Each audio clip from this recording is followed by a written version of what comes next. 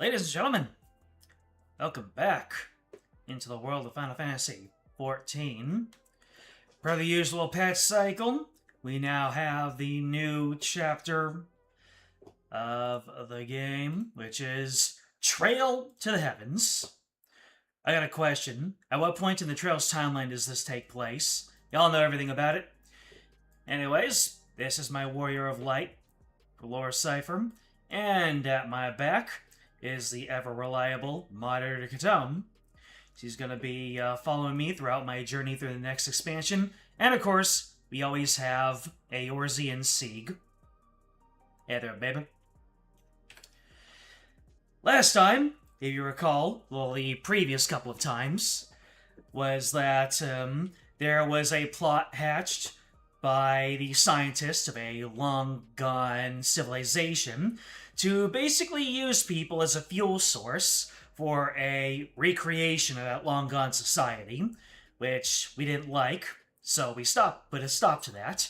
And then after that, one of the other characters, Cryle, found her old hometown, which was nice, but based off of the trailer for this story, things went right back into being serious mode, and it all begins with this quest marker right here. Of course, this is new content, so all the Warriors of Light are rushing in to experience the new story. And it looks like we've got our good friend Garaha over here, who says that warm fare thee wills can use the sting of partings as we come to term with an absence not soon forgotten. Okay, so he's talking about Cryle saying farewell to her family to continue pursuing a life of understanding and protecting Eorze and the rest of the planet. Hi there, Matthew, James, V. You made the same joke as me. Yeah, you can watch me play the newest Trails game. Nice. Hello, Solaris. Oh, let's go ahead and talk to Cryle. Cryle has a wistful glint in her eyes. Let's see what she's got to say. Let me know if the music is too low, because if the music is too low, then we won't be able to hear the voices in the cutscenes. I trust you're able to get plenty of rest. I was busy raiding. If you can count that as rest, sure. I thought you might take a moment to ponder our next steps. Perhaps reflect on our recent journey. I must admit my thoughts often drift to the Mist Continent and our stay in Treno. I've been taking an extended trip in Treno because the dungeon from the previous stream, I've been playing it once every other day, just because I do all the daily roulettes, and I'm looking forward to the next expansion, where I won't need to do it daily.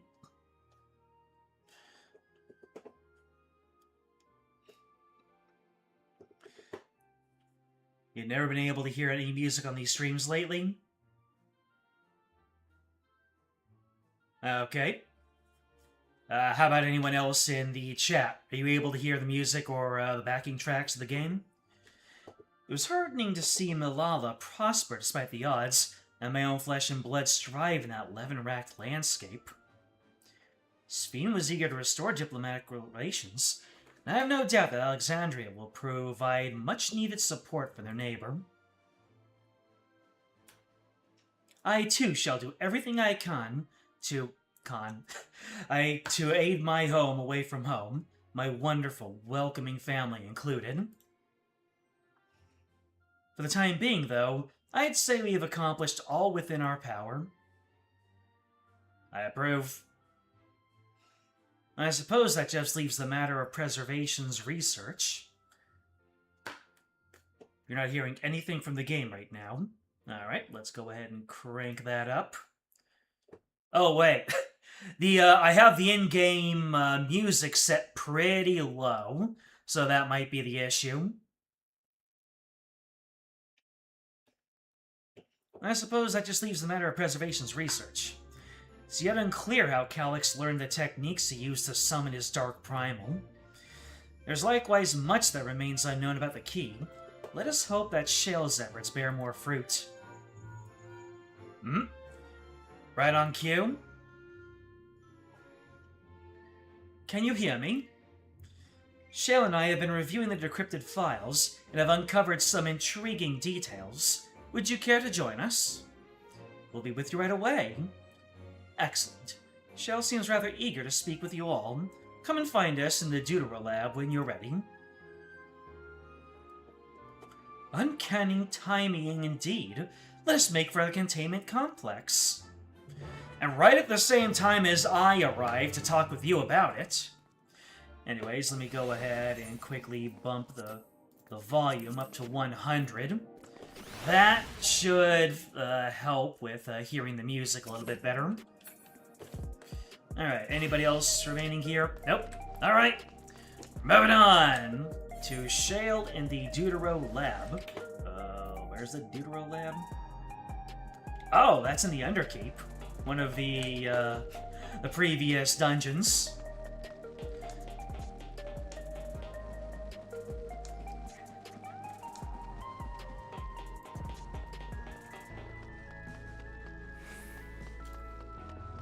Oh, right, there was that whole area with the infamous Calyx locker. I remember now. That's where we're going.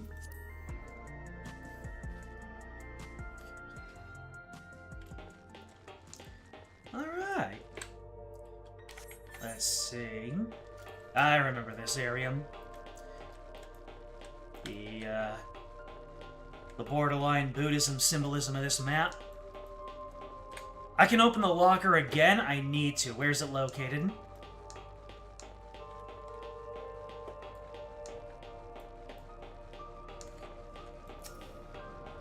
Let's see. There's a data tablet. Director's room. Director's room. There it is, to the east.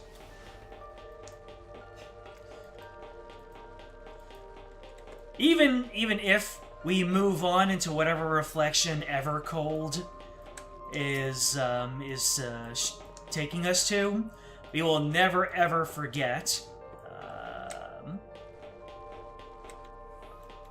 There's the cluttered side table.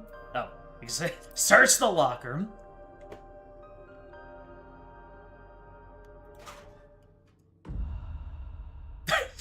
It's still got that jump scare sting. I love it. It contains nothing of note. You quietly close the door. Never forget, Warriors of Light. Brings to mind the Dexter meme. The director probably opening up and saying, "I failed you!" Anyways, here's Shale, and now we can know a little bit more about our key here. Given all the data that's stored within Electro-Up devices, Shale's expertise has proven invaluable. Alright, Shale, what you got for us? Still as funny as the first time. You're just in time for a progress report. They brought back Shale's voice actress. Absolute W patch note. The decryption is finally complete. As we suspected, the data represents a partial record of Preservation's research documents. A quick scan of the files, however, failed to turn up the information Y'shtola was after. Indeed. No mention of the Ascians, or primal summoning techniques for that matter. While Calyx doubtless received instruction from someone possessed of such knowledge, there was naught to identify this benevolent mentor. Oh, the dramatic irony. I am, however, pleased to say that we found several reports concerning the key. Yo. The Warrior of Light is intrigued! We know the key is used to open paths between worlds, and was a treasured relic of the Milala. And just as the Milala were unable to return after reaching the Mist Continent, so too was Preservation unable to gain a mastery of the prize which had passed into their possession. The data suggests that a particular formula or procedure is required. So we need a key in order to use the key. A process which Calyx appears to have understood to some degree. Give it to Apollo Justice. He'll just look at it from a couple of angles, push a button, and boom, it'll be ready to go.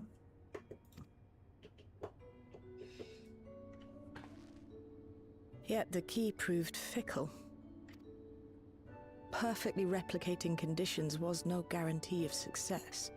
And even when they did manage to generate a modest portal, the destination was never the one they expected. The reports practically screamed their frustration, describing the experience as being dragged around by a traveler picking roads without rhyme or reason. Serves them right, I say. Shell with the shade. After much trial and error, Preservation began to experiment with external actuation devices for the key. Striving to maintain a stable pathway to a chosen location, they conceived of the technology that forms the gate to the Golden City. So, their tribulations ultimately afforded them control of the key, albeit in a limited capacity. Yep, this key, pun sort of intended, is the key to understanding exactly what's going to be happening in the next few patches. Which, of course, explains why they were able to instruct Zoralja in its use. Basically, it seems like, now that we have solved all the problems in our homeworld, there are 13 whole reflections which are undergoing their own trials and tribulations. So, I guess that we're building up to being able to travel freely between them and not just the Warrior of Light doing so. But I'll let the game roll. Thus enabling the unprecedented feat of transferring Everkeep and its environs to the source. Yeah.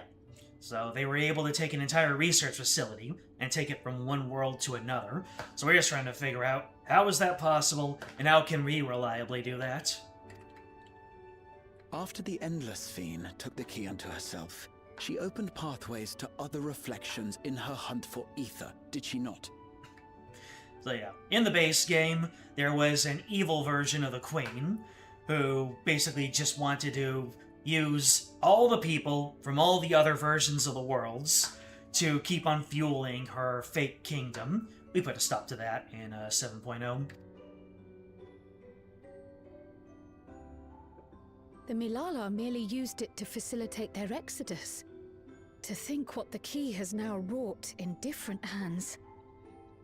So if you recall from the previous stream, Kryl found a whole society of her own people, and they used that transference technology to escape their own world, which was being basically destroyed. For all we know, the actuation device augmented the key's power beyond its intended scope. Were your goal to plunder whole worlds of their ether, a tool designed to simply transfer people would likely be insufficient. So she overclocked it. With unintended Shale, I don't consequences. suppose you would be able to remove the actuation device. The machine made for that very purpose is still functional, thankfully. It shouldn't be a problem. Taking away the one flaw in the key. We don't even know how the key works. If the device is somehow interfering or amplifying its capabilities, I believe we ought to remove it. Removing the one flaw in the key that possibly some nefarious people were waiting for to happen in the first place. Nothing terrible is going to happen.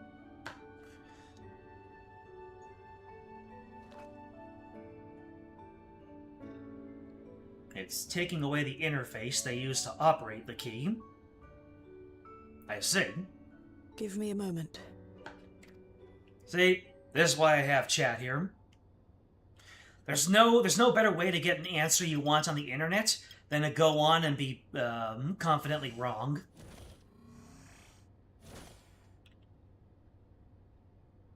They're removing the battery from their homemade remote.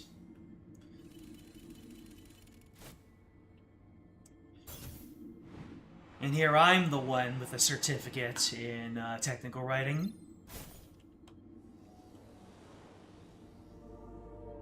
Hey, it's that shot from the trailer.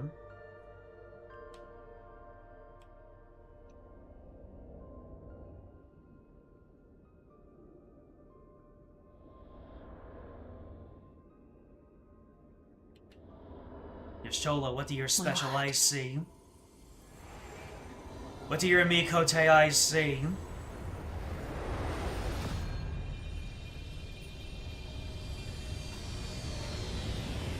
Ishtola? Is that what it's like to see from Yashtola's eyes? The fact that no one's mentioned it looks to be made of white auracite yet worries you. Like, within the community or in-game? By the way, for anyone who doesn't know, Yashtola is blind, and she's only able to sense ether, which is basically the life energy of the world, and she's really, really good at it, so she effectively is able to make up for her blindness by being able to detect those energies. So there have been a couple of times when that has become a real big plot point, or allowed her to really save the day in some cases, or she was able to see some terrible things coming, you know, when it was way too late for her to prevent anything about it.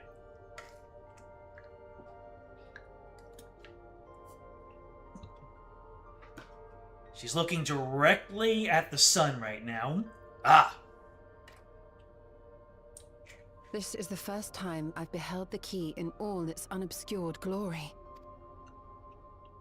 The sheer density is extraordinary. 'Tis akin to the structures we saw beneath the Tempest. Ooh, Shadowbringers mentioned.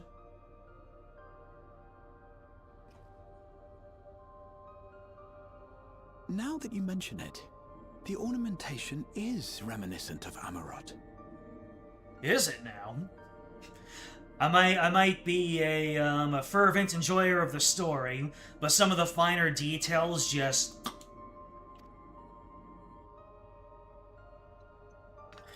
Have you noticed anything since the key has been in your possession?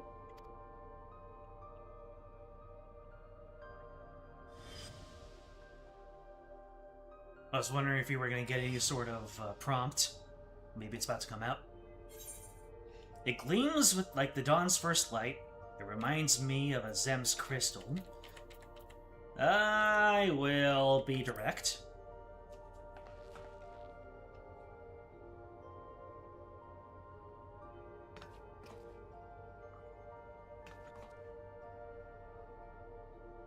You're suggesting the key has some connection with Azem? When the thing happened in Garlemald? Yes, that is precisely what I was referring to. The gold trim has that Art Deco look. I'm glad you're able to recall that. By the way, Azem... Oh boy, how do I even begin to describe Azem?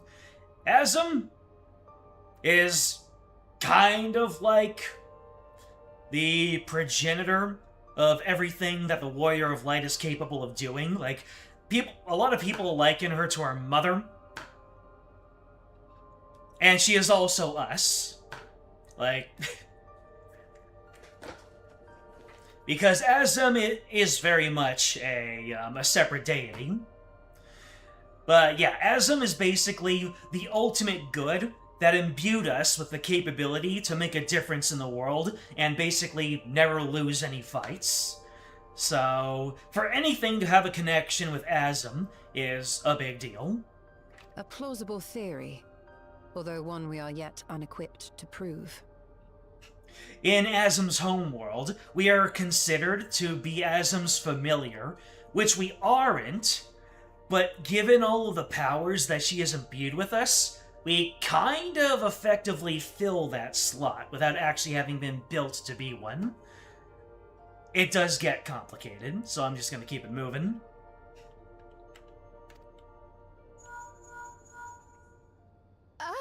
My apologies.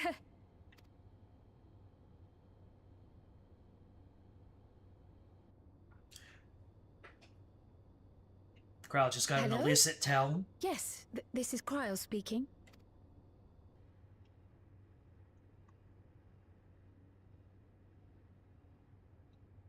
Is the plot about to happen?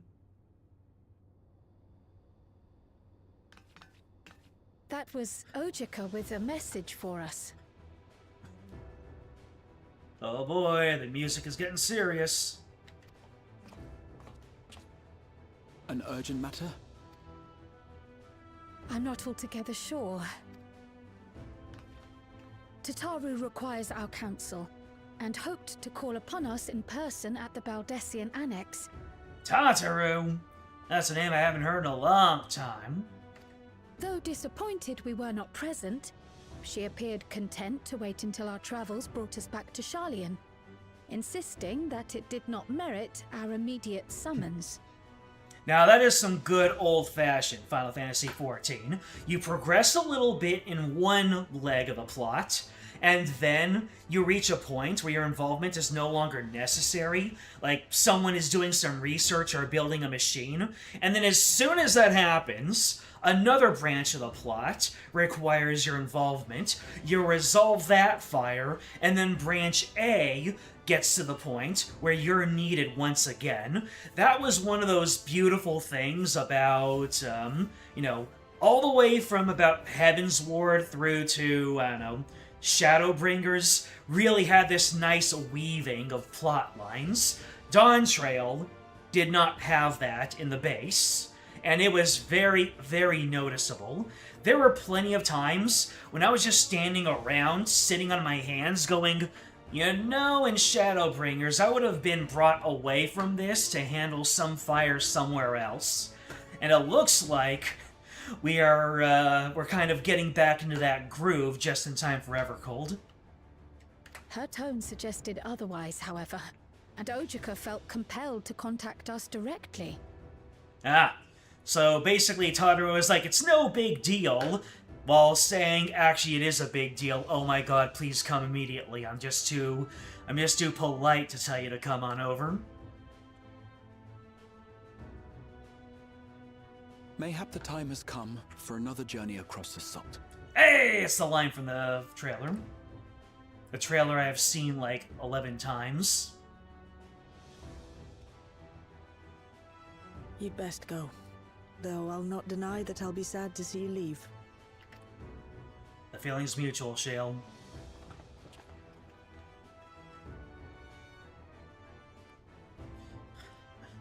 Oh, Shale. I can't even begin to thank you for all you've done. We will be forever indebted to you and your Oblivion colleagues. The debt is ours.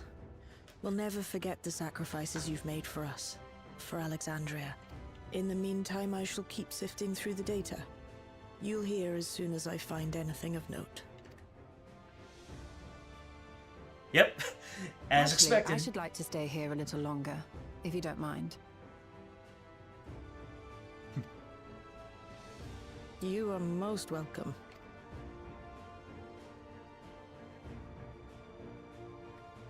And might I borrow the key for a while? I wish to study it further.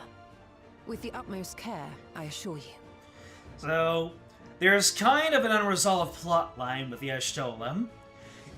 In the Shadowbringers expansion, which is 2 before this one, we were brought into one of those reflections, the first, in which Y'shtola became ingrained in a community of darkness worshippers, which sounds bad, but Shadowbringers is a whole thing where the role of light and dark were reversed, and she became so attached to them that everyone believes that everything Y'shtola does is in some effort to get back to that reflection and be able to rejoin with her brothers and sisters back in the, what was the name of that coven she was a part of?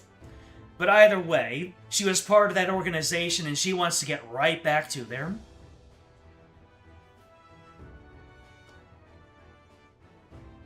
When they stopped being a typical Final Fantasy game.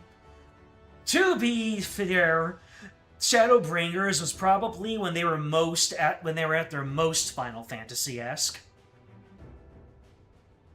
It was kind of a return to form after Stormblood kind of wrapped up everything that A Realm Reborn kind of laid at the floor like a bunch of caltrops.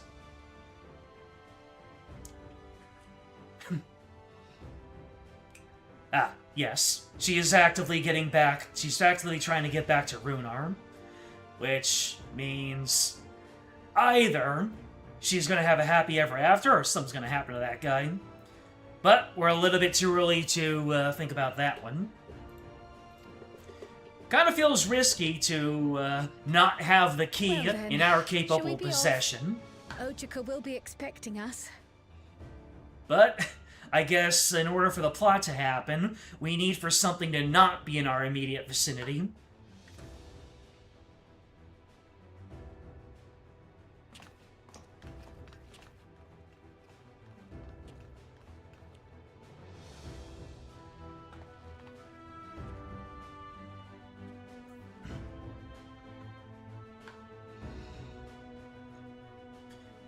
When they went away from the Get Crystals, Save the World Final Fantasy plotline.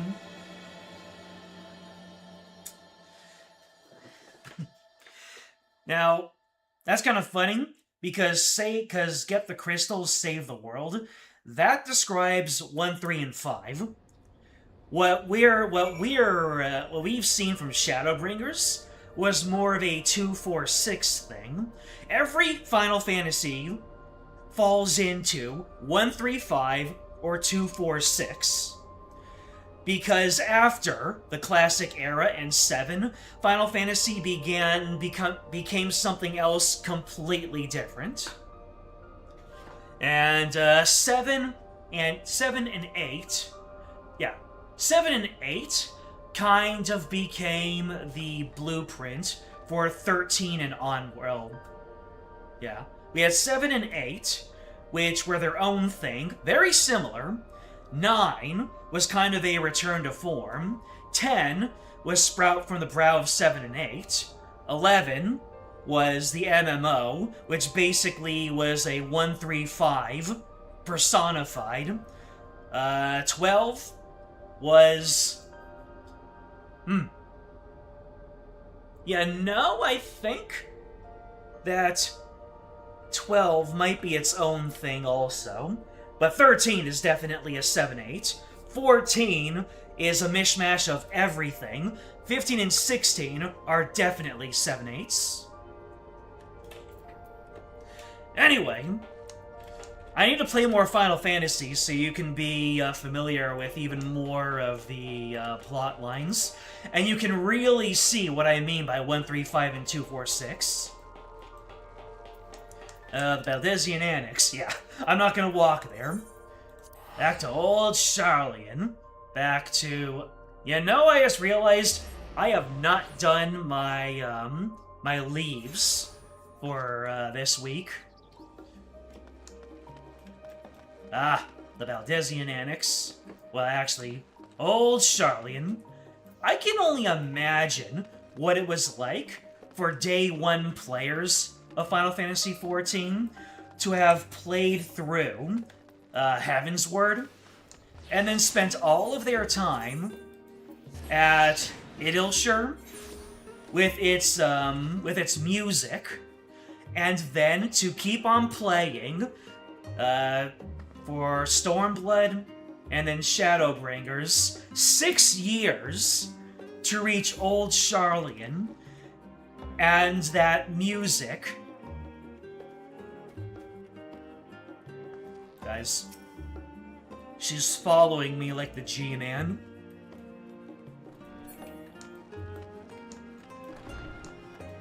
To finally go to Old Charlian, a location which has been alluded to, and we got to hear the music, the leitmotif in Idilshire, and then we finally come to the city of the educated, and we get to hear that Idilshire music in its intended full glory.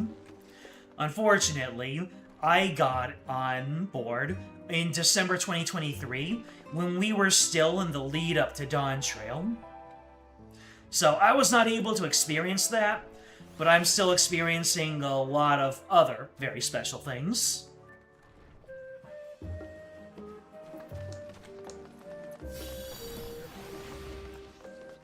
Alright, let's see here.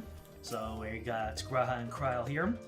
I thought it best to hear what Ojika has to say ere we meet with Tataru. I do hope she is well. Oh dear. It occurs to me that I neglected to bring gifts from Tural.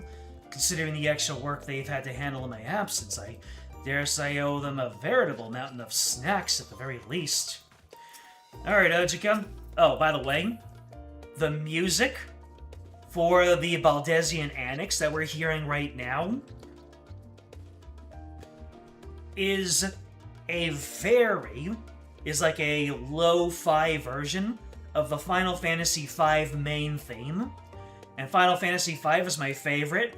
So the first time I heard this, I just hopped into my my inn room and I vibed.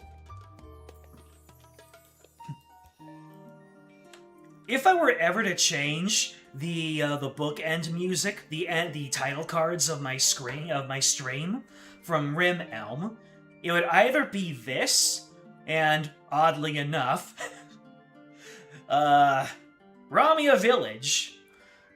Very, very recent, but at the same time, it was such a vibe.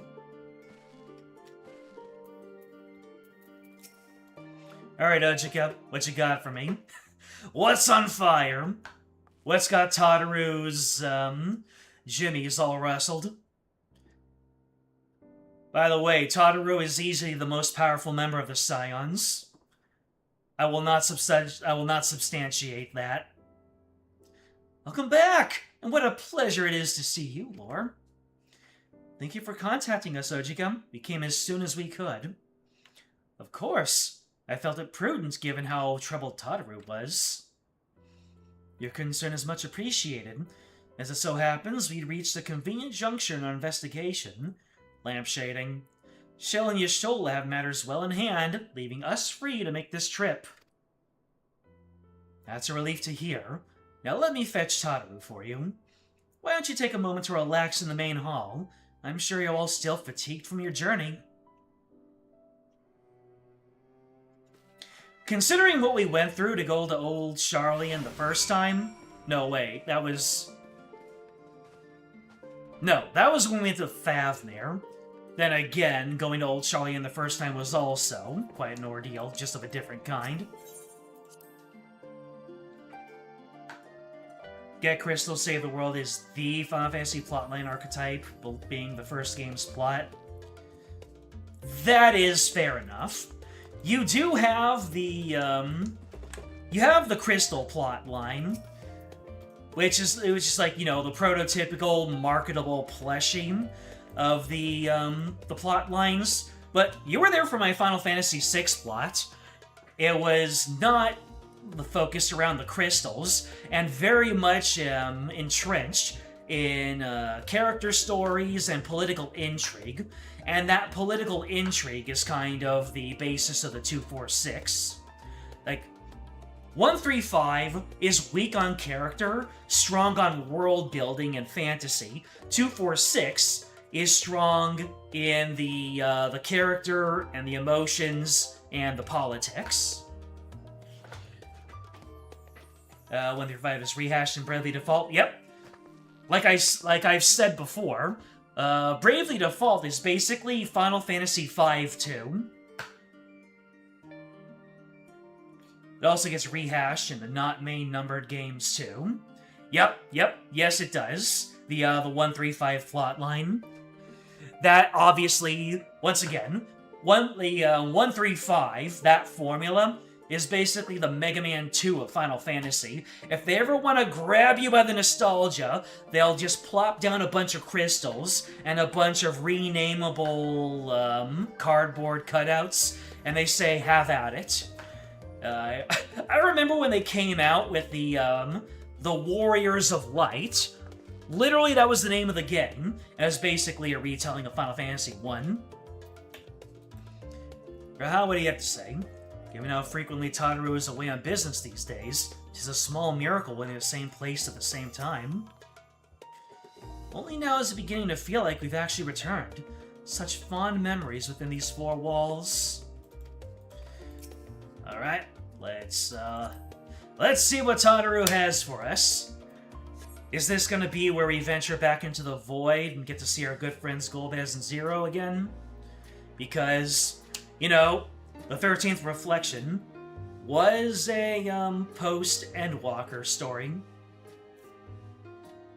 Planning your next journey? Oh no. Just reminiscing.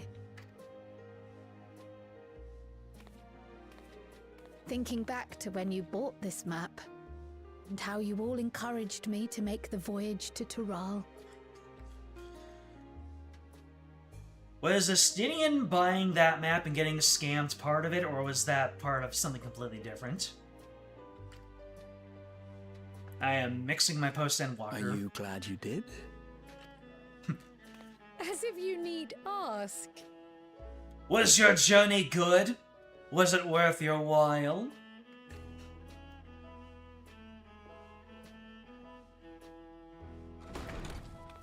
Welcome back.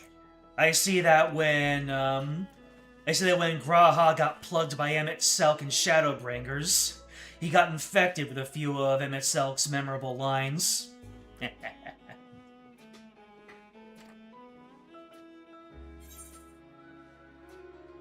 Wonderful to see you again, Tataru.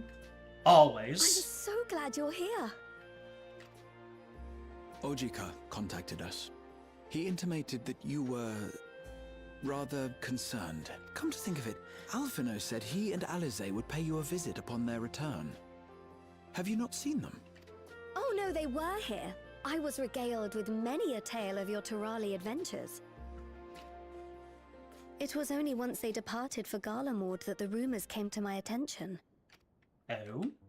Rather alarmingly, void-sent sightings seem to be on the rise across the star. Oh no. I was reluctant to bother you with mere hearsay, especially when you had more pressing matters to contend with. So yeah, Void Center basically this game's version of like demons or something.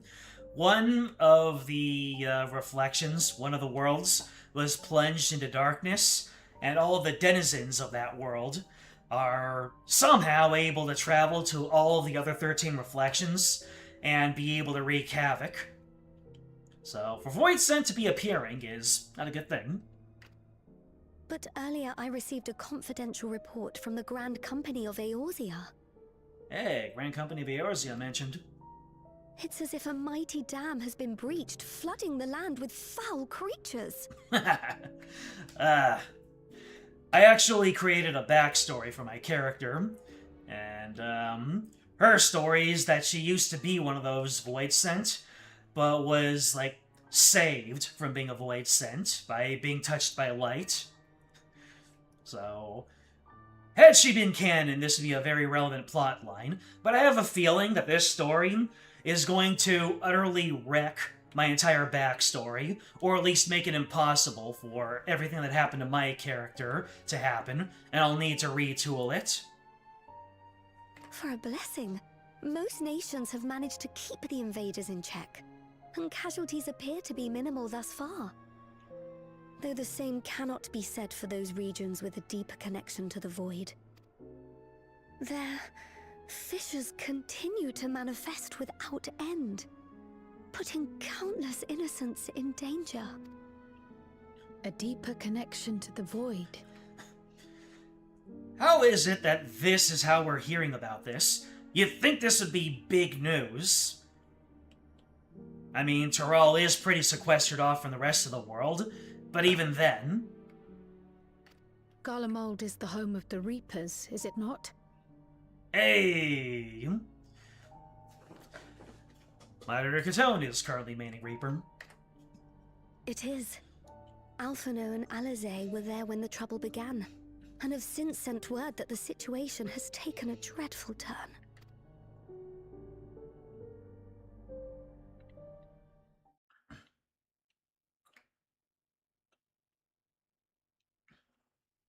A short while earlier, in Tertium,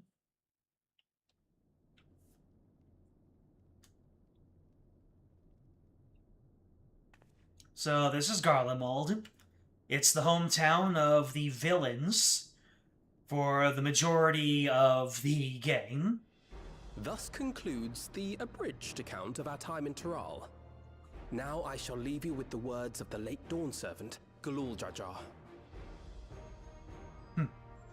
Yeah, so Garlemald, they created the Garlean Empire.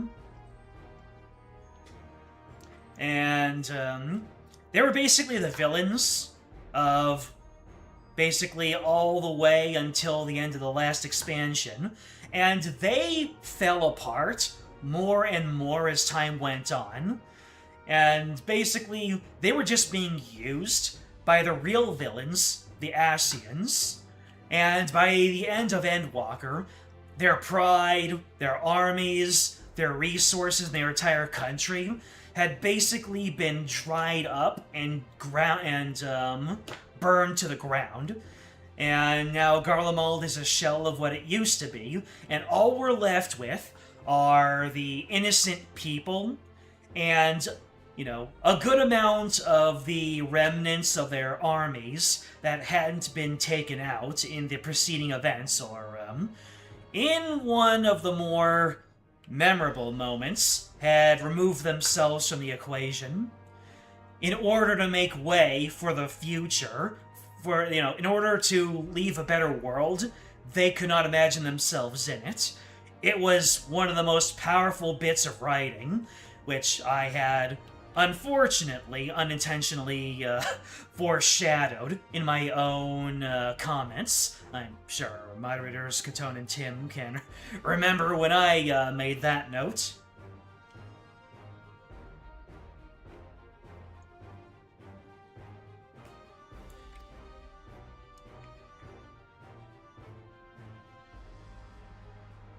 Ignorance begets strife. Understanding begets fellowship. Those are the words of the former ruler of Tyrol, who, unfortunately, as parents in games and other media do, saw his way out. A notion that rings true for Eorzeans no less than it does for the diverse peoples of Tuliolol. And for Garleans as well. Even sharing something as simple as a local dish can pave avenues of understanding. It's up to all of us to forge new bonds, together.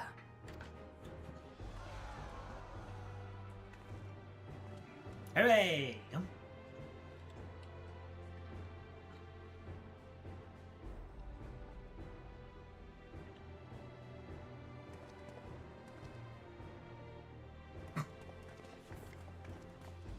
You think that all the excessive nodding would be a funny quirk, but you have to remember Thank that... you for sharing your tale.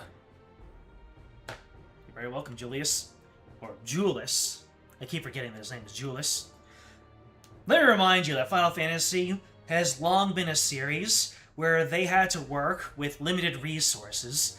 So in games where characters had, I don't know, 6 unique animations, nodding was one of those. So for the characters to have nodding as a very prominent methods of physical expression, very on brand. Better they hear it firsthand than endure my clumsy retelling.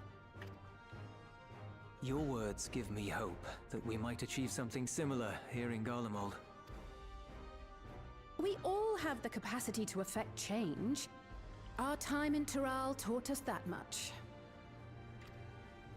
And now that we've returned, it's time we rolled up our sleeves and got back to work. Based off of Alpha Node in the Evercold trailer, at the very least, Alize is gonna be the one getting back to work. I've already sent missives to the other nations, informing them of our Alexandrian friends. I also intend to notify the Garlean community officially. If both sides are amenable to the proposition, we shall gladly assist in establishing diplomatic relations with Alexandria and Tuliolol. Thank you. But are you sure you've recovered from your journey? It sounded like you've hardly had time to catch your breath. That's what it means to be a scion of the Seventh Dawn. Sir! Oh, here we go. Lapis Manalis is overrun with void scent. We've sustained heavy civilian casualties. Oh, Lapis Manalis. That's one of the dungeons. Of course, That's another Final Fantasy XIV staple.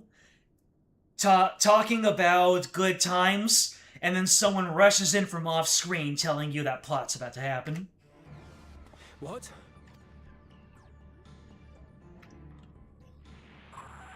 Pluton Squadron reporting in. We're under attack. Void Scent appeared out of nowhere and ambushed us during a routine inspection. Damn it. Is that another Fisher? No, no, no! Ah! My comrades are under attack. We have to do something. There's no time to lose! Come on!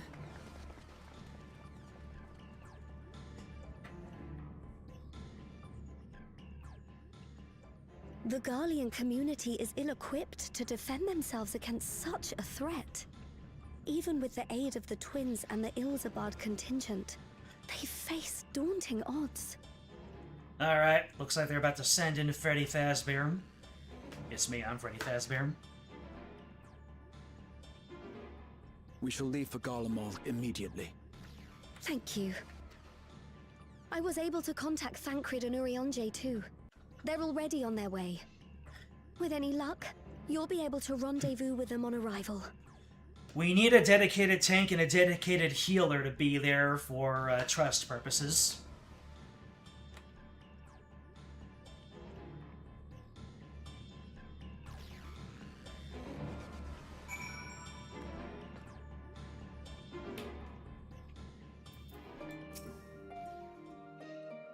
I've been told Alphanode and Alizé have withdrawn to Tertium. They seem intent on rejoining the battle once reinforcements are ready, but I shall tell them to wait until you arrive. Let's see though. Rat, we got Lobster Bisque. Ha! Mokeka. Remember Mokeka? Get.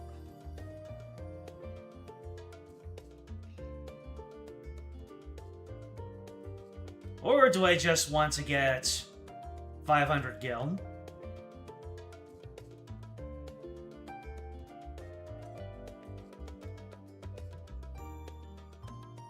Naval orange cookies, that sounds nice.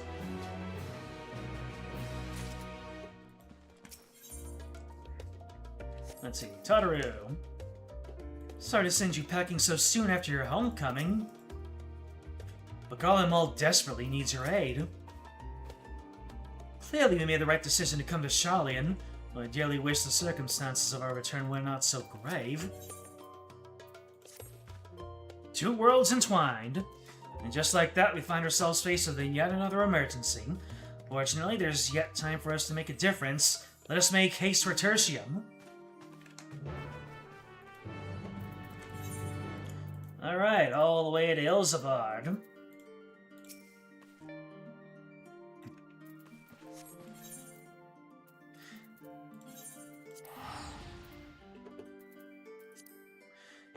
With as much as I'm packing, doing a raw teleport is going to be just fine.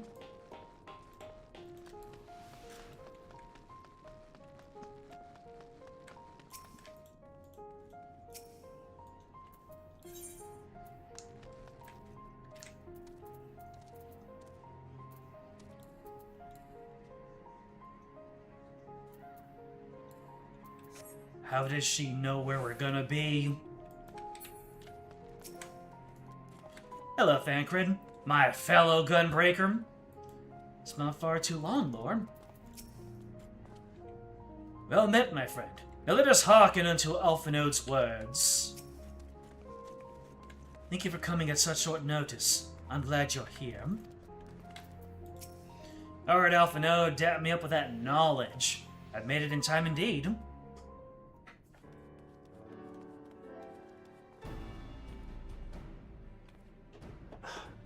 You picked a frosty spot for a reunion.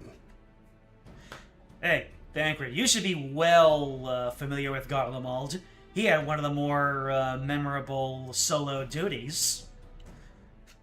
Thancred basically got to be Solid Snake for a portion of Endwalker. It was great. And we got to play as him while we did Tataru that. sent word that you were coming. Full glad am I to see you all. Though I'm afraid this is no time for pleasantries. The abundance of voice acting is a boon to my ears. Planar fissures have opened up across Garlemald, inundating the region with void scent. As far as we can ascertain, there are 2 focal points of their assault. The Ilzabard contingent are combating the threat in Lapis Manalis. Although they have suffered casualties, they appear to have the upper hand. As well they should. The many talented Uldan thaumaturges among them should be more than capable of closing any fissures they encounter. Beginner classes mentioned. Which leaves the second focal point, the Clutium.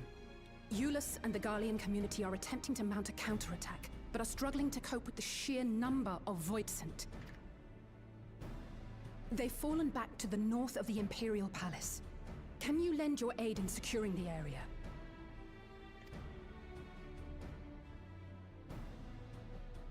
With your blessing, I would tend to the wounded returning from battle. Of course, Kryl. Thank you. The quickest route from here to the front is via the train tracks. Once we arrive, we can support the Garlean forces as we make for the fissure in the munitions factory. Point me at him, Chief. I am your shotgun. Imagine how much longer all this would take if I had to stop and read all of this. Am I that much of a gapper? Anyways, it's already dungeon time. Let's go. You've already done the dungeon because you're already at the trial. I've often thought if I had been more adept in tending to the wounded of Solution 9, perhaps not so many would have been lost. I shall do my utmost to see that I do not look back on this battle with regret. Ah, so Kryl is going to be hanging back.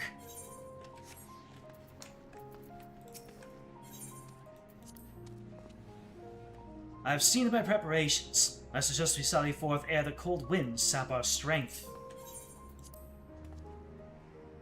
Can't say I have your knack for dispatching void scent, but our time in Tyrol given me opportunities to hone my skills. You shan't find me wanting. Even with Magitech support, the Garleans are struggling to beat back the void scent. You must join them as soon as possible. I need to exhaust all of your dialogue. In these frosty climes, the weather is as much an adversary as any void scent. We ought not tarry. The Clidium once supplied the Imperial Army with all manner of munitions in War Machina. Like many such facilities, I am told it had fallen to ruin in the wake of the Empire's collapse. Alright. Who are we bringing in? Let's see. So we've got... let's see here. So... we can't bring Thancred, because I am the tank.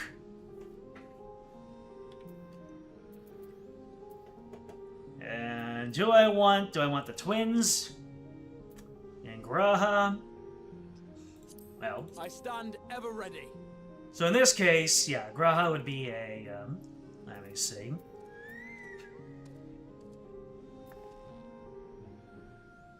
Did my bird just chirp? By the way, this chocobo over here, this is my chocobo. It's my companion. I'm able to ride him in the field to go faster, and he joins me in battle. Also, he's rank 20. I have Moderator Catone to thank for giving me all the onions I needed in order to level him up. Someone's chocobo despawned. Nope, that was my chocobo. I think based on the rank of your chocobo, they have new idle animations. So my chocobo just decided to express himself. Anyways, who do I want to bring into battle? Yep. He's just looking around at all the people going, yay, friends. Who do I want to bring in? I mean, we always have to bring in Graha. Graha is just it's a must. You know what? I'm gonna mix it up. I am going to bring in... Our fates are not yet sealed. I'm gonna bring in one member of of each party. So I'm going to bring in Orianger, who probably is my favorite scion, and Alize, who has remained a steadfast red mage. I think Alize is the only scion who has never changed class, which is admirable. Oh, I just realized that Graha is on paper a black mage, like Yashola. So that means I'm running double caster, which is really my only option, unless I were to go with DPS. So, let's get in there. Going to the Clydium, because pronouncing it properly might get me demonetized. Oh my goodness. Every single time I get to see the introduction to a dungeon, there's always a treat.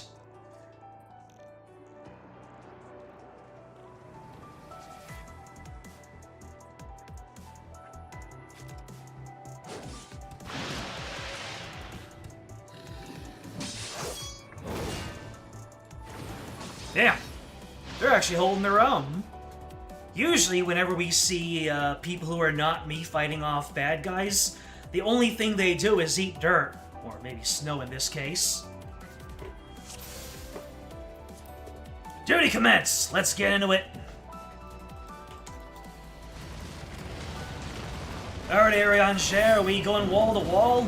No? Why not?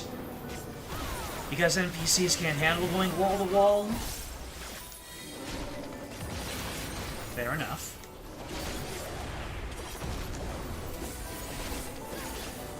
Arianger says, long hath it been since we last fought together.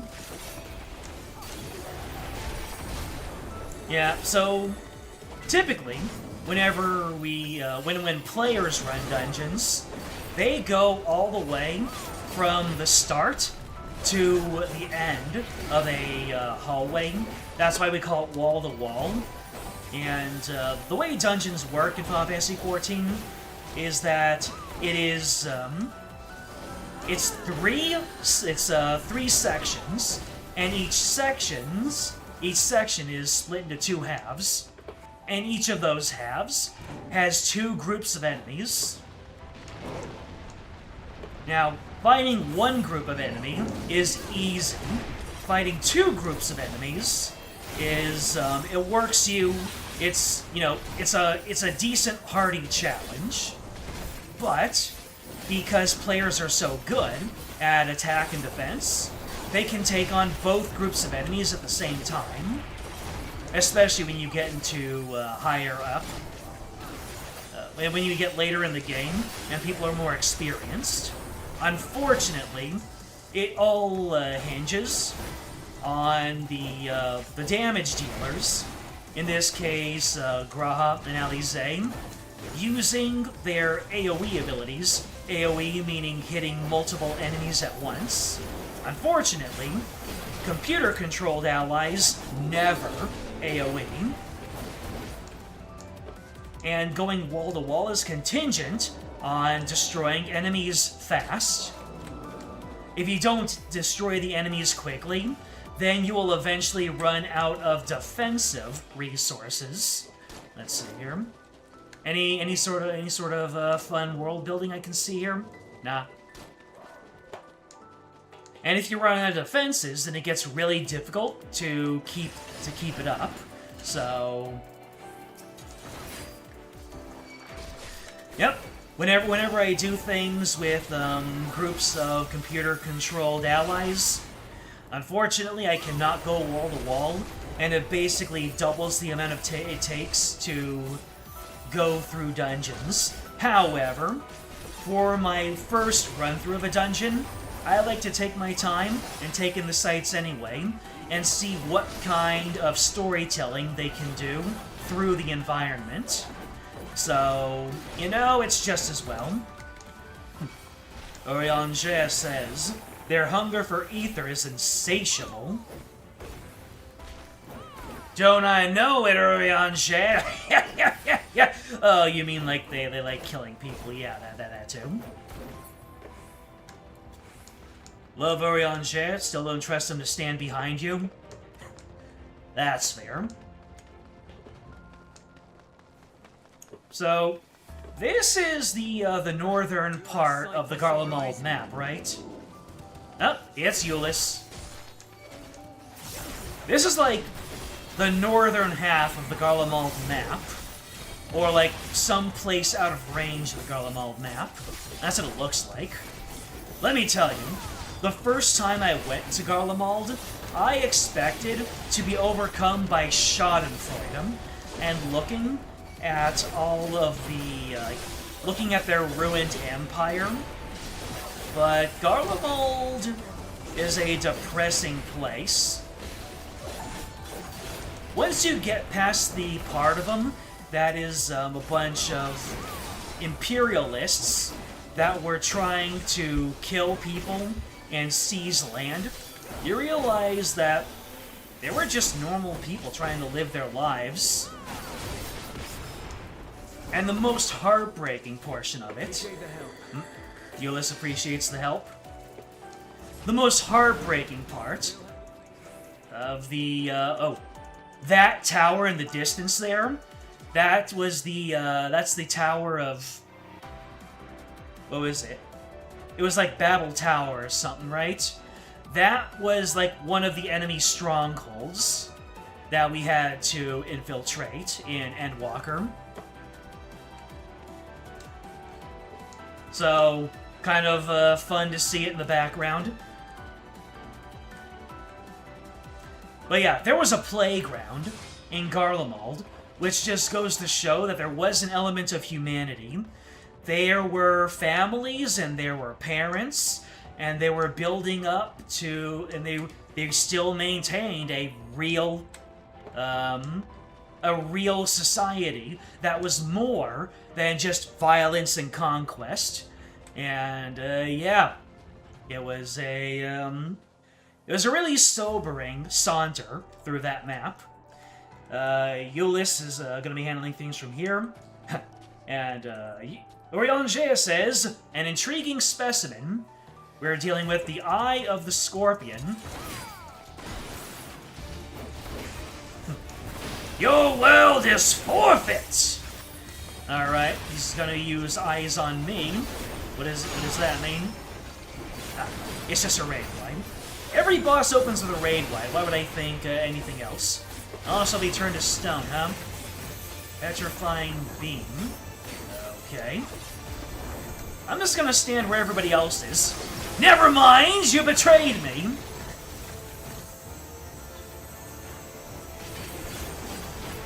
Oh, I get it. Yeah. So I need to watch where he's going, and the indicators, the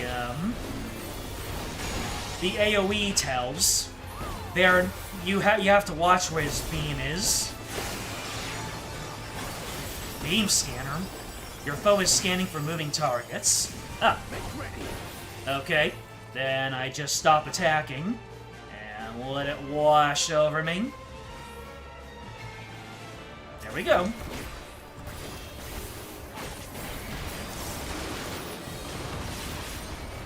Do a little under rune action there. Uh-oh. I couldn't see you behind that guy's fat ass. Sorry.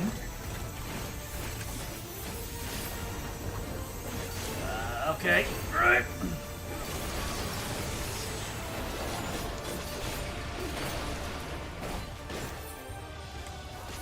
Alright, another raid flag coming up. It looks like he kind of nudges towards where he's gonna end up. Alright, is it gonna go faster this time?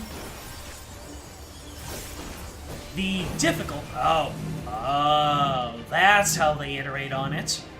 The difficult thing about these motion scanner mechanics is that if you are auto-attacking a target, that counts as motion.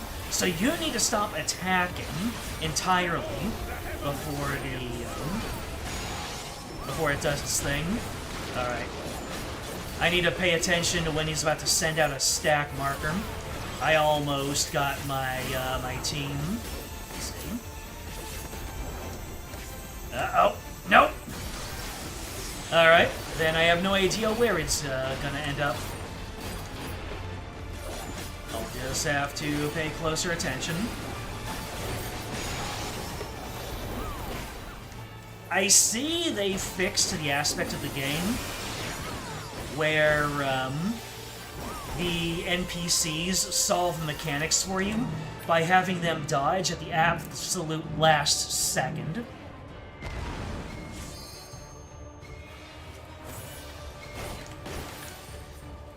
I remember that when people were playing through the Mother Crystal. Ooh, nice LB. Whoever LB'd. I remember, yeah. Oh, the Pragmatic Hood of healing, huh? What's it look like? Cool, cool. Magitech Hood of aiming. Not bad, not bad. You learned that when you did the fight earlier? Wait, you never knew that auto-attacking counts as motion for all of the motion-based mechanics you've done?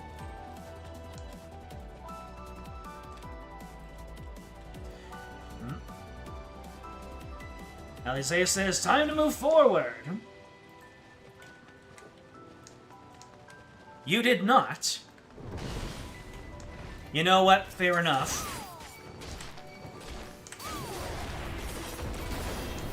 It is a rather obscure aspect of the mechanic.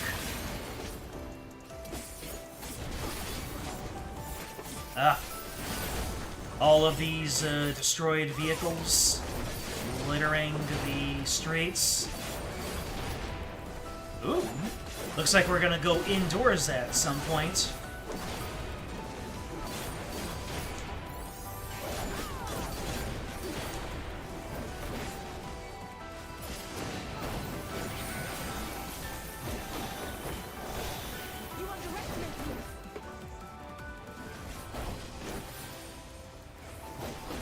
Let's see. I'm just looking around at the map to see if there are any details for me to watch.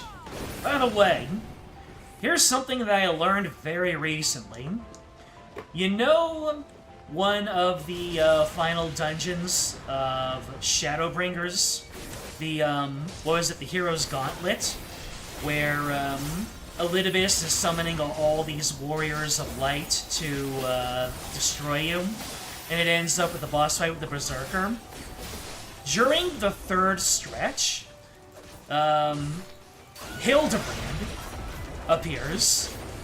He's somewhere way off on the side, but it's very clearly Hildebrand, and he is in the state that he is in at the beginning of the Endwalker MSQ, where he is in the first with amnesia. I didn't know this at all. And I was just running the dungeon with a bunch of randoms, and then someone told me about it, and I said, "Shut the front door. Where is he?" And there he was. He was in his ruined tuxedo, going, "Where am I? Who am I?" All right. North. Oh. Oriange says their numbers are legion. Graha says they're everywhere. And Alize says, let's make short work of them.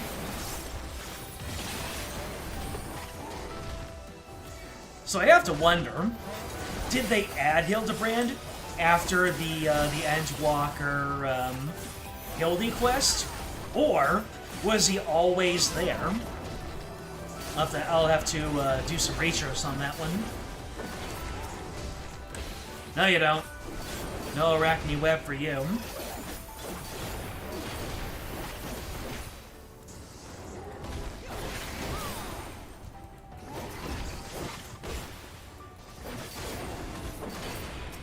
Uh-oh. There you go. Good. The best defense is a good offense.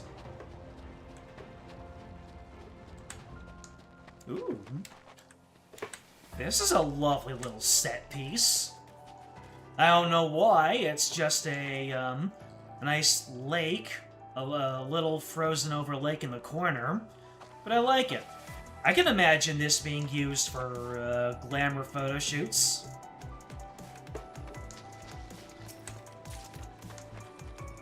And, oh, for a minute there I thought those were some lakeland trees, but no, those are just spider webs blocking my path.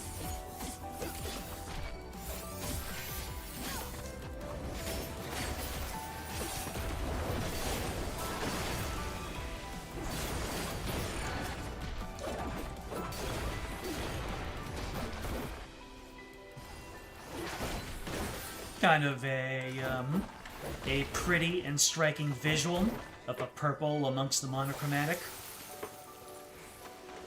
Alright, boss fight number 2. What have we got? Whoa. We got a whole arena here. We're in a crater. Short. Close enough. Welcome back, Vothring. Vothring. It does look like they repurposed his model, doesn't it? Mortifying flesh. Oh. Oh, he's going to circle back around, isn't he? Whoa, whoa, whoa, whoa, whoa, whoa, whoa. We got a couple mechanics going off at the same time. I wonder if there's a set amount that he circles around. Well, I don't want to get hit by the basic vomit. Somehow it's worse than its basic.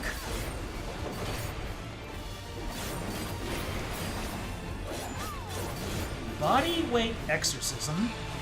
Alright. Oh, everyone has to take towers, huh? Oh, whip. Wow, that is such a short amount of time to take those towers. Good lord. I get the feeling that mechanic is going to be a Sprout Sploder. Even though nobody doing this fight should be a Sprout. Not until 8.0.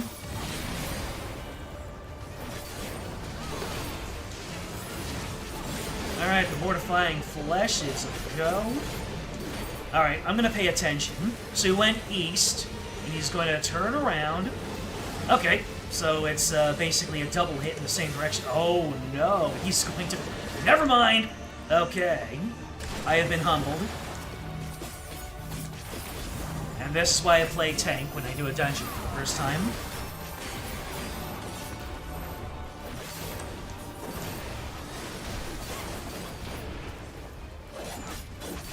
So it looks like he does a double hit, and then he turns around and he hits the other cardinal. He hits like a perpendicular line, maybe? Ah. Don't want to, yeah. Do not want to slack on taking these stacks with everybody. Damn. Without mitigation, that'll finish you. That'll almost finish you. And you saw when I didn't take one of those stacks, it brought him down to low health. Red wide.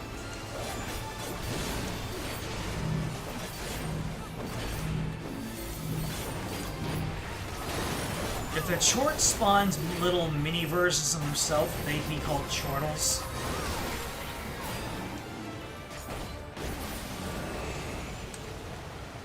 Anyway, time to move on. Boots of Striking. Let's take a look. Always gonna be on the, Ooh, they've got the gold on black that I'm so fond of. Let me see here. Ah, so those cuffs are part of it. Not bad at all. Oh yeah, I should be eating my navel oranges. Get a little bit more spirit bond. So yes, that man created that that crater. If I were less mature, I would have made some yo mama jokes.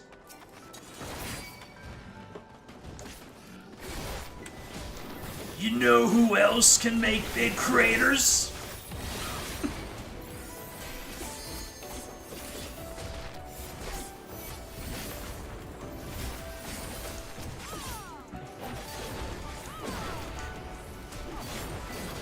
I absolutely love the Muscle Man My Mom jokes. It takes a very mean-spirited concept of a yo mama joke and just makes it completely harmless by making it completely ironic. It's like, it just strips it down and makes it so that nobody really gets hurt.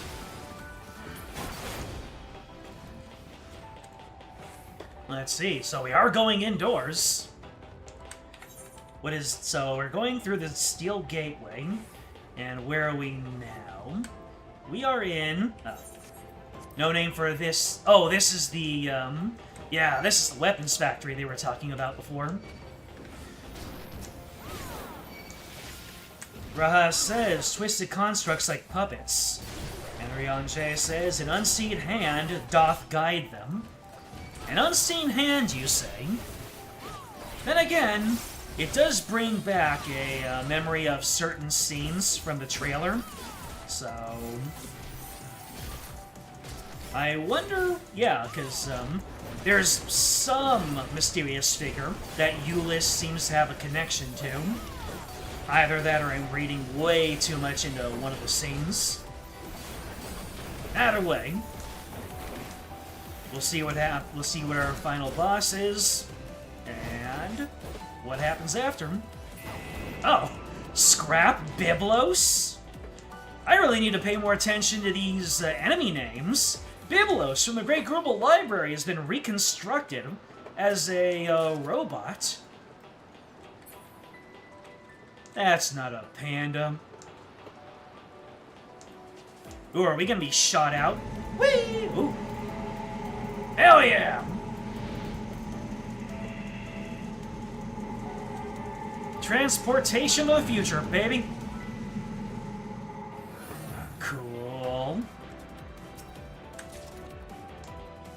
Alright, let's see what we got here. We've got portals, we got big... Ooh, whoa. What are all these? They look like lasers at first. Alize, what are you doing? You know what? You pull your tank. Have fun, Livier.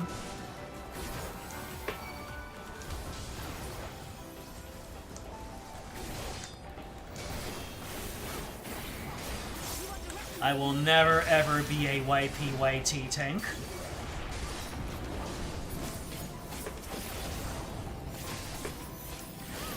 If the DPS wants to pull, that is perfectly fine. And if they end up dying, then it's funny. It's not anybody's fault.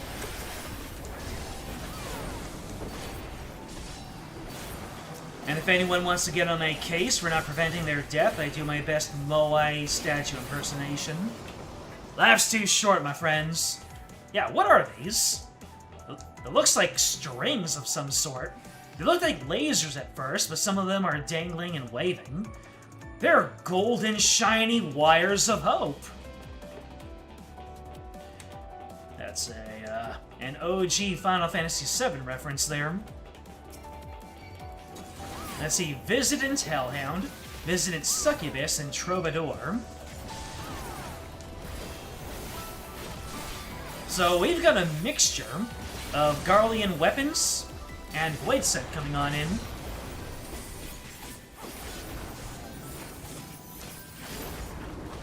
Just like Mario 3D World. Oh, the pipes, yes! You are absolutely correct. That was definitely one of the more, prominent marketing images of Mario and the gang running through those pipes. I will accept that. I am a millennial, so I thought of Futurama first thing. Alright, last time. What do we got? Something I'll recognize? Masterful Manipulator, Malthus. Don't recognize it. I might be the biggest Final Fantasy fan of my guild, but there are still plenty of obscure things that I will not be able to pick out. And then you have people just milling about. No throwback music, just the usual Dawn Trail boss music. Up. We gotta get some style points before we take on Malthus.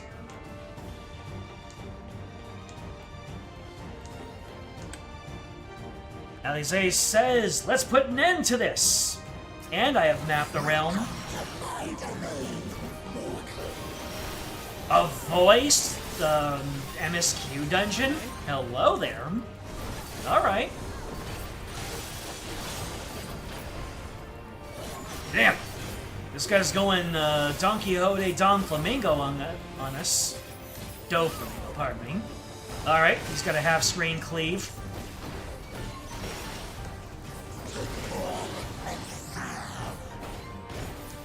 Uh-oh.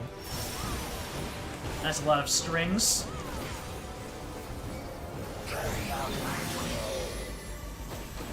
Every... Born of scrap before our very eyes. Oh, he's a puppeteer. I see.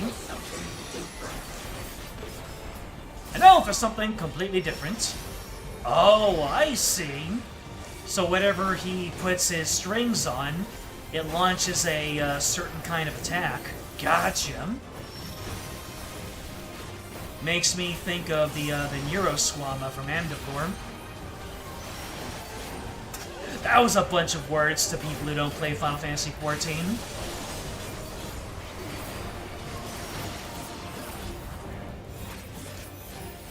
Oh. Alright. Oh, okay. Now that reminds me of the snowmen from the Warcore Zormor. Safe. Oh, what is this? String up. What? What was I supposed to do there? I know I did it correctly, but I don't get what it was that I wasn't supposed to do, or what I was supposed to do. There was no indication for me, at least.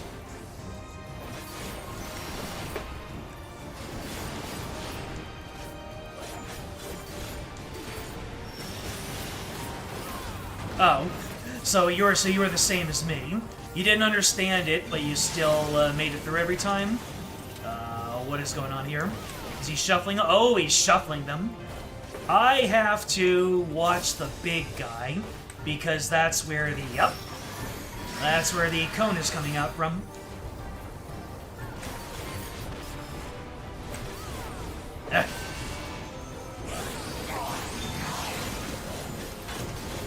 Alright, keeping my eye on the big guy.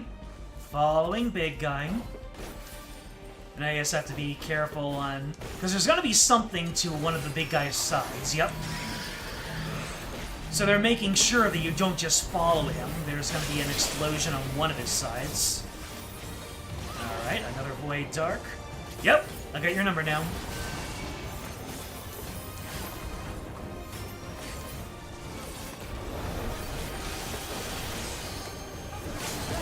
That is such a powerful raid one. Or maybe my scions are just they're sandbagging with their item levels. Prepare. Get out. Oh, there's two of them now. There are two fans.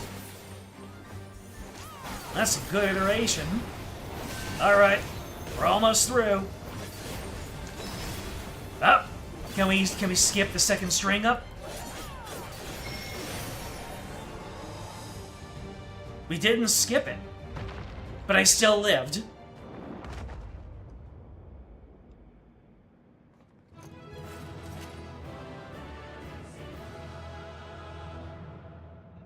No time to celebrate. You did some bad things, Malthus. Oh, hi, you two. Glad you could join us.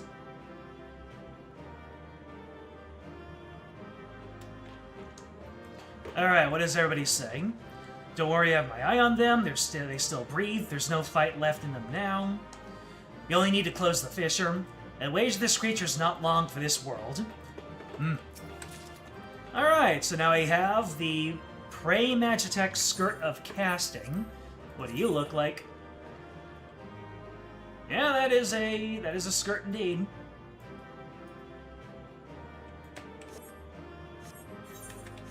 Victory! Yeah. I have to give him the disrespect. Wait. Here's how you disrespect. I'm just watching you as you suffer. And here's what I think of it. At least I got chicken. Anyway. Let's get out of here.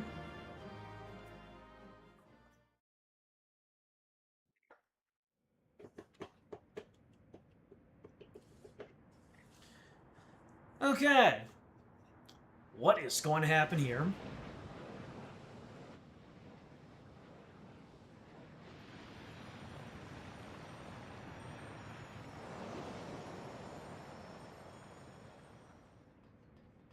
You getting broken down into Aether? Or are you just getting recalled into your realm? I think that's all of them.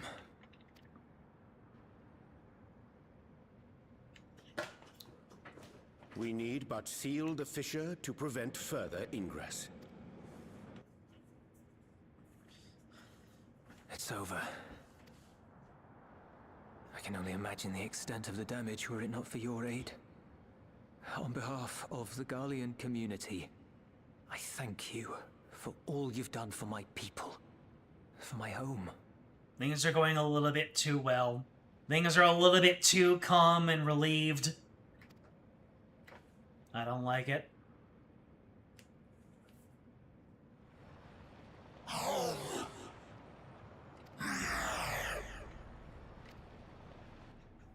I shall close the fissure post-haste. Oh? We gonna have a humanizing moment here?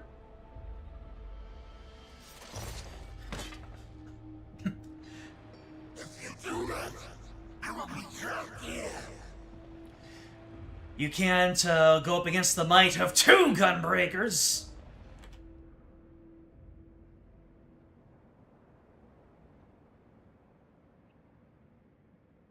You risked your life in vanquishing the creature. Would you at least let me bear the burden of deciding its fate?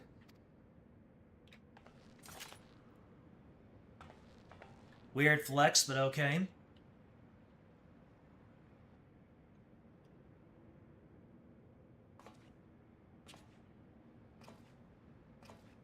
Alright, this moment from the trailer.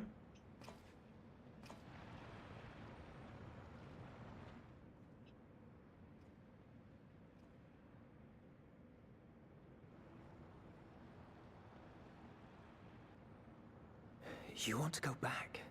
To the void? For a minute there, that camera angle made me think that perhaps this boss was some kind of warped, twisted version of, like, a Garlean general that Eulis used to know, and he was trying to reconnect with them. But I guess that's not the angle we're going.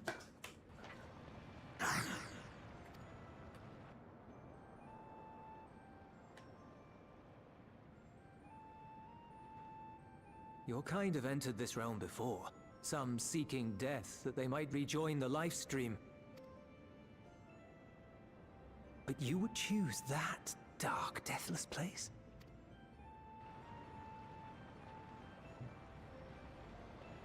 The wind is fresh and pure, untouched by darkness. Perhaps it would be a blessing to meet my end in such a place. But the void is your home? But I cannot yet bear to part with the void. If only the winds would blow there, as they do here. Oh, shoot. I long to return, to see my home unsullied, as it once was. Yeah. In the post-Endwalker patches, they explored this a little bit, but it was really overshadowed by Golbez's plot. They touched on it in a couple of flashbacks. We know that pain all too well. We know that pain all too well. Yep. Garlemald was basically ruined by the aspirations of the Garlean Empire and the influence of the Ascians, so there definitely is some overlap.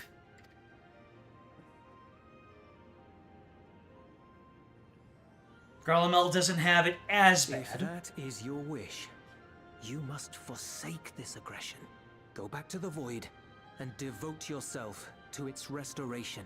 Hell yeah!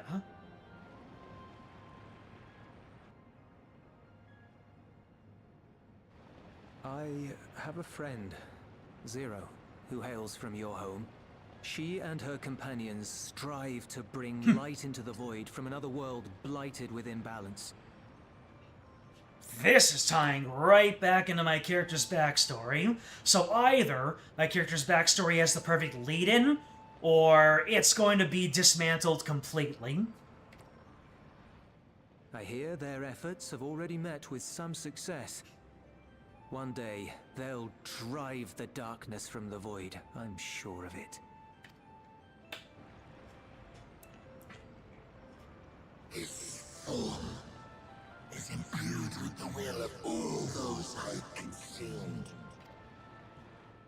We shall return to our world and seek out this Zero. Then we shall see if there is truth in your words. Or maybe I can retool it. She won't disappoint you. That much I guarantee.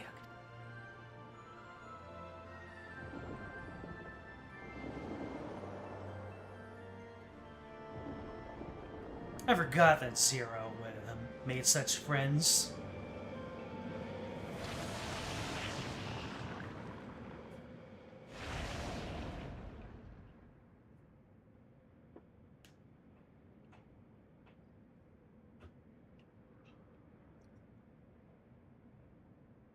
Bravo! I think Zero will approve. You think we'll ever see her again? Oh, Indeed, that was truly heartening to see. Understanding begets fellowship, right? I thought I might lead by example. Hey, we raised that boy. Well then, shall we head back?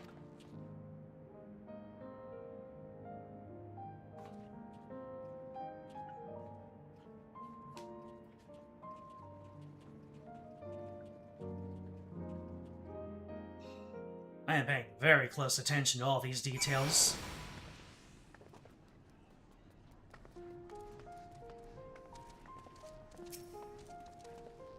Voids not only absorb the ether of those they consume, but their thoughts as well. With such a legion of minds at their disposal, one hopes they prove a capable ally for Zero. You have my heartfelt appreciation. Without your intervention, I have no doubt the casualties would have been far greater. With the Claritium's fissure sealed, I dare say the Void-sent incursion is at an end. That boy's come a long way. All credit to Zero for nudging him in the right direction. Yeah, Zero... man. Well, Zero's a whole bag of beans in her own right. She used to be the weapon of one of the game's main antagonists, and then we restored her proper form, and she ended up being an ally in the post-Endwalker story, because the Void was trying to push into the real world, like they were doing here, except it was a much bigger attempt, And, Zero had this whole arc where she was learning to become more human and less like a void scent. So, she ended up becoming a really staunch ally in the end, and it seems like her work is bearing fruit. Reports have begun trickling in. By all accounts, the Ilzabard contingent was successful in containing the threat of their front. For Void sent to attack in such numbers just as we were finding our feet, I daren't imagine the consequences had you not provided such timely aid. On behalf of my comrades, thank you. Thank you all. What materia do I want? I'll take a Quick Tongue because it's the one I have the least of. You may now enter the Caladium with a party of NPC avatars. Alright, Thancred, what have you got for me? Something weighs heavy on Thancred's mind.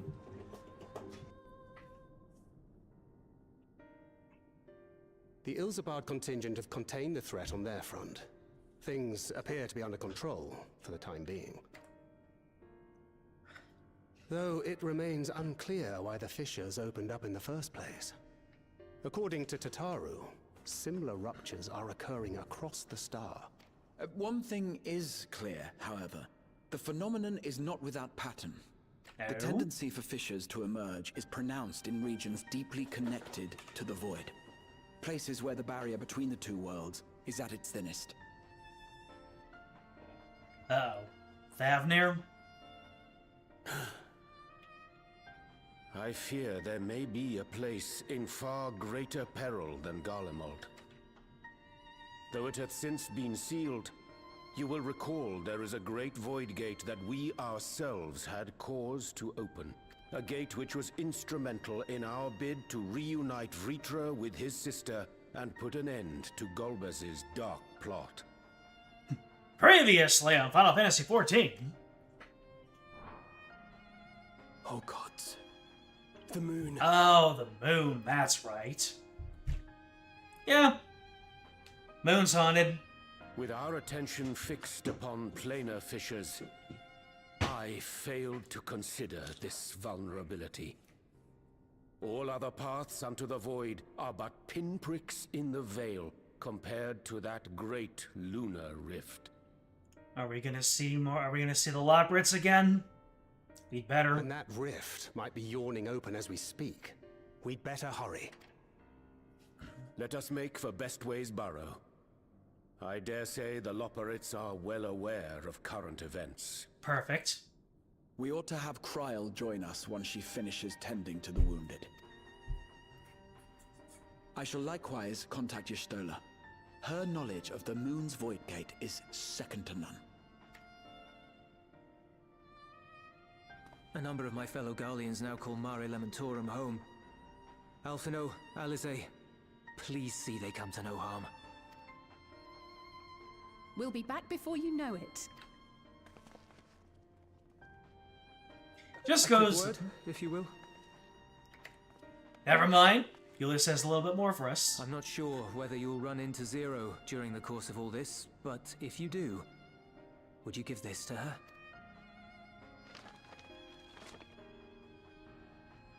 Emergency rations, in case of a protracted battle. Can't imagine she's eating all that well in the void.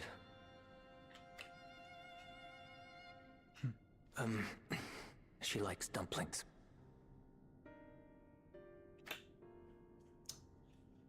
Well, well, well. Hoist the sails, my friends!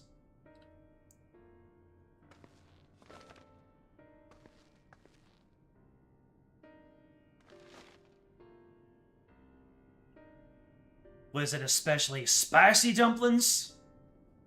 You know how much he likes that spice.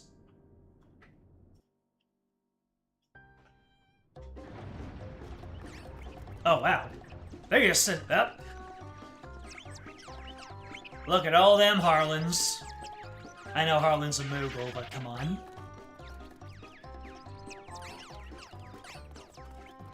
We're doomed! Doomed, I say!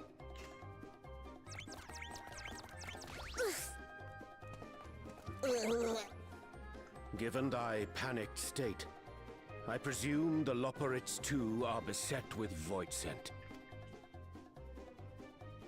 Oh, what sweet relief it is to see you all! Yes, void scent, and lots of them. They suddenly came pouring forth from the crater. I had dearly hoped to find my worries unfounded. Let me see. It looks like I have not arrived on, Lamentorium yet. So I do not know which instance. For some unknown reason, the void gate seems to have partially opened. Oh no. It looks like I have, I've extended out my, my chat box since I created that, which of these blurs is it?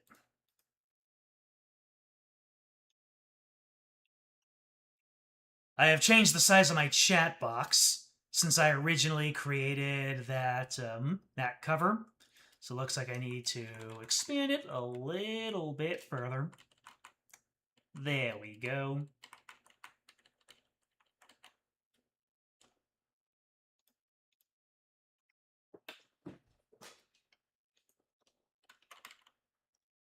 Don't need all the illicit messages that I'm receiving as a femro to get out.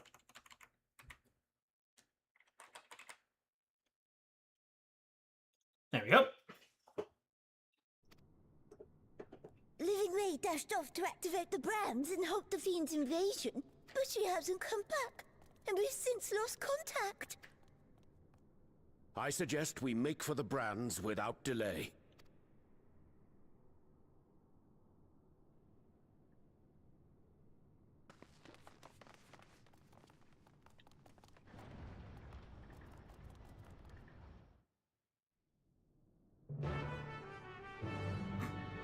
The freaking Dawn Trail quest accepted theme.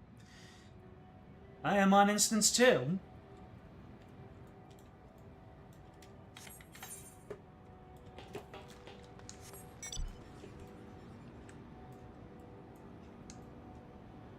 Not me just casually flexing my 7 million gil bike.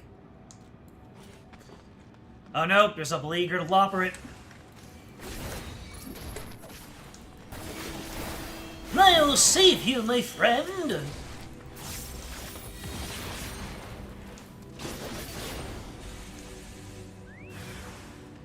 Oh no! More imps! More eyes!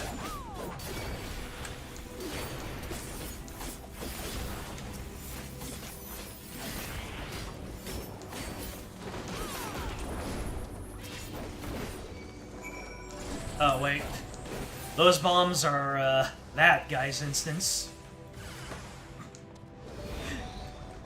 It's kind of funny that you're able to see the monsters from someone else's MSQ on the map. Anyways, you okay there, friendo?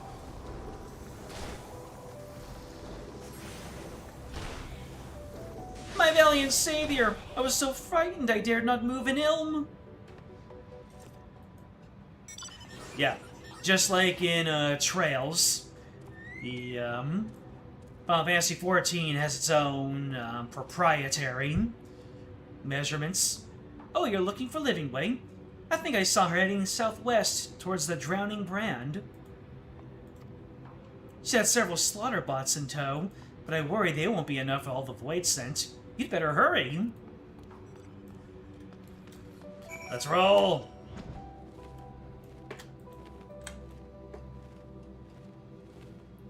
Onward! Oh no. I forgot the name of the pig. Angelo. Onward, Angelo! Well, looks like Living Way isn't doing much better. And I'm fighting the same monsters that our good friend here is. You just sat there. You just sat there and left that Loporrit to die. Shame, shame.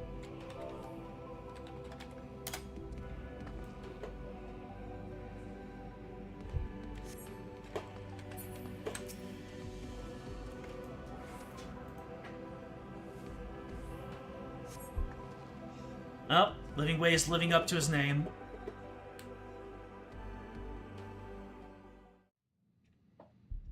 Oh, I'm saved! I dread to think what would have befallen me if you hadn't intervened! Oh, I was never in any real danger, of course. I knew you would realize our plight and rush to our rescue. Yabba gabba jabba. Aetherius is likewise plagued with void scent. If only we'd prioritized further development of the void scent slaughterbots, we could have stemmed the tide ourselves. I'm sure. What a tremendous demonstration that would have been. Irrefutable proof that I was mankind's staunchest ally and the greatest lubberite to ever live. I can practically taste the praise. The Lobberites are some characters. Fortunately, I was able to activate the brands. Should any more void scent emerge from the gate, they ought to be confined to the crater. Unless, of course, the void gate begins to expand of its own accord, or some gargantuan monstrosity tries to barge through. I don't foresee any major problems. Alright, take your bets. Which one is it? The expansion or the gargantuan monstrosity? She was fine. You saved her already. I had it handled.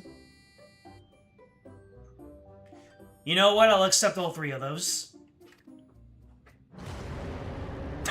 There it is!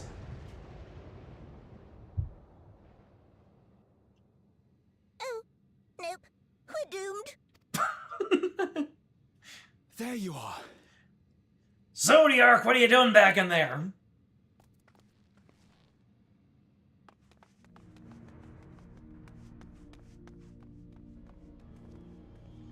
I left the data in Shale's capable hands and teleported here as soon as I heard. And ere you ask, I made sure to bring the key with me. Is that... Are we gonna regret her doing that? Is this gonna be a black materia situation? Then a real threat yet awaits us. 'Tis Golbez's domain beyond the Void Gate. I wonder how he and Zero are faring.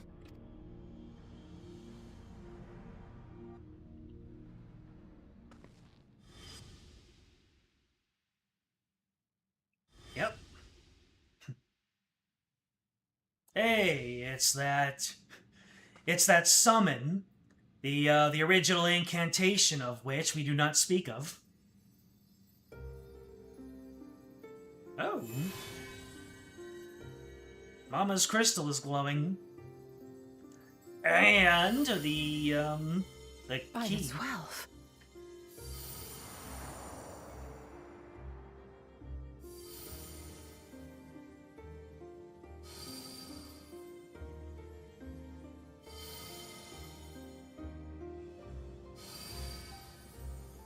What's about to take place? We're about to get a vision of things to come.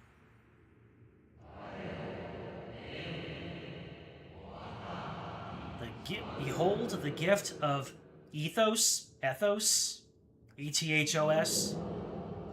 Yours is a journey without end, conceived and guided by principle.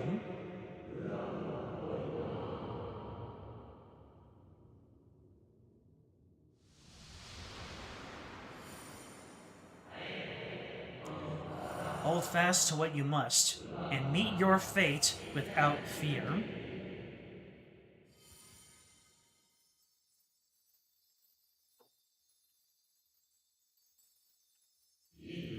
Go forth, discover, unite the stars unto one. There it is. There's the line that has people scratching their heads. Let none bar your path. Hey, it is that you?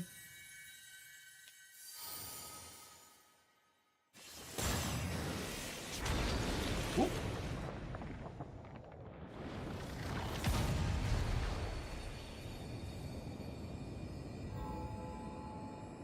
Cool. But what does it mean? So, Adam's crystal. They're headed your way. Ah. It's Golbez and Zero. What are they dealing with?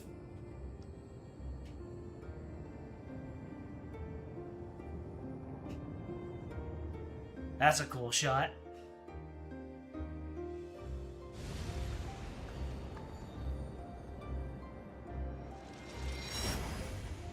Hey, it's the place where Golbez tried to end me. Good times, right, Golby?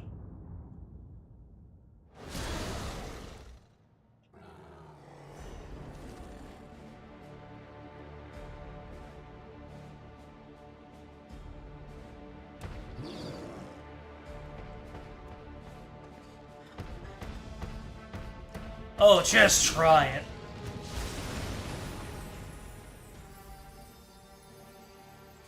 It's Paladin Zero!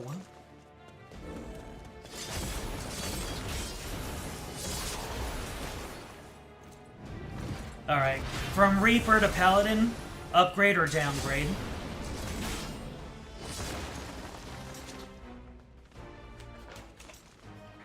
What are you doing here? I have no idea!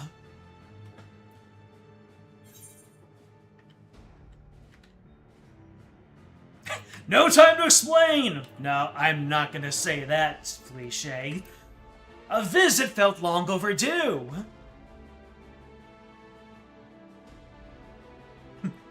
Hello! Only you could be so carefree amidst all this.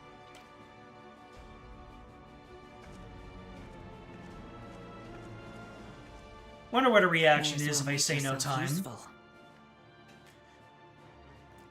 May as well make yourself useful. I like to think that's a callback to Sid in ARR, the Praetorium. Don't worry, I'm too bloody useful. Appears to have made it a tempting target.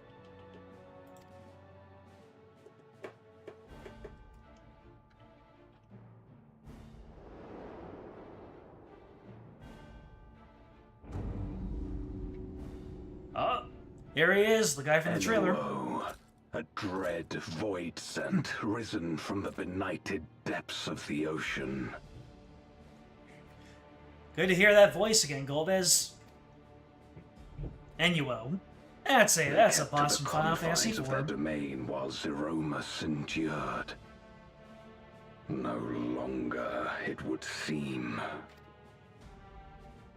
And once they had discovered a path to the Red Moon, they wasted no time in making the journey.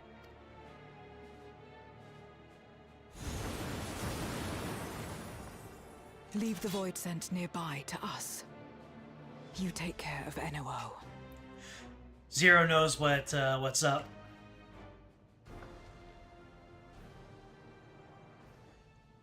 Big monster, this my domain. This many foes calls for a more familiar approach. Ooh. We about to see Reaper Zero again.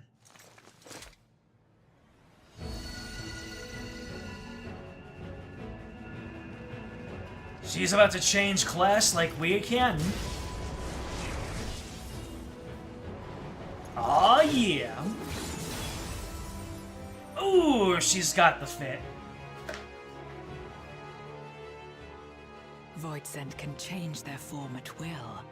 Both light and darkness are mine to wield. Wish I could change job in the middle of a fight. Besides, what better to purge darkness from the void than darkness itself?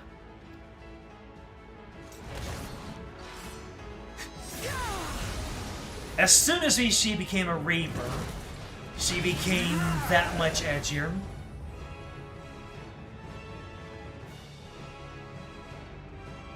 So yeah, that's Golbez. He tried to invade my world in order to fill it with darkness. Got anything? Who dares face me? A mere mortal. I am the mere mortal. Excuse you, Enuo. Hast thou come in search of power? Renown? Tomestones. I fight to end this world without end. All who stand before me shall fall. Ooh. Music directly out of Final Fantasy IV.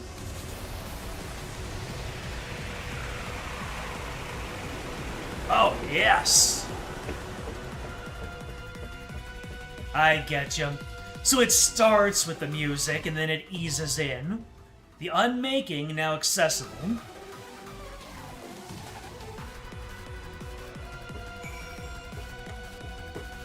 Alright. Let's, invite you to my party here.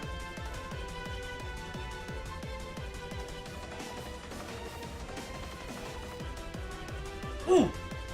Of course. Soken does it again.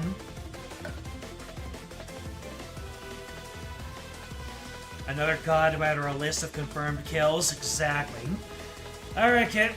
You're ready? You're ready to unmake this man?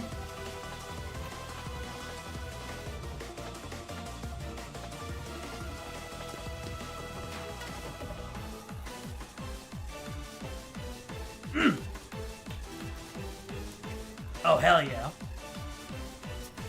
Let's get in there, shall we? How long is it gonna take for us to meet our destinies?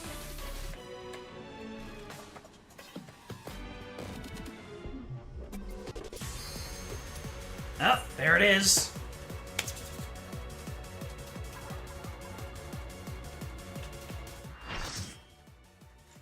I am ready to eat dirt.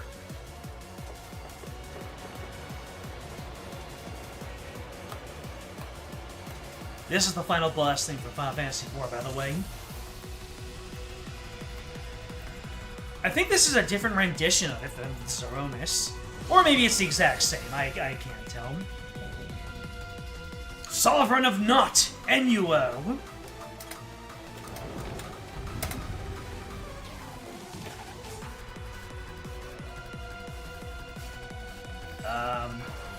Oh no, my tank stance is still up.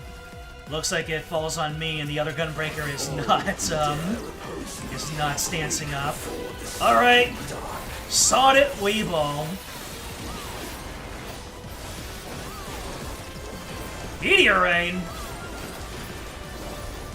How dare you use a Final Fantasy VII technique?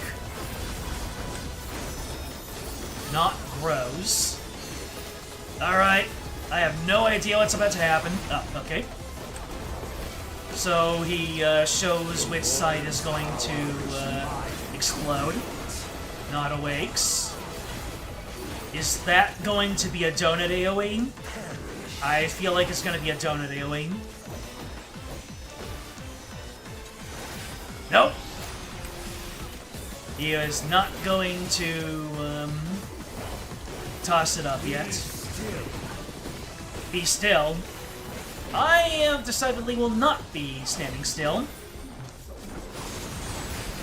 Oh, oh no! Dang. You have to be right next to that. Uh-oh, there's a flare on me.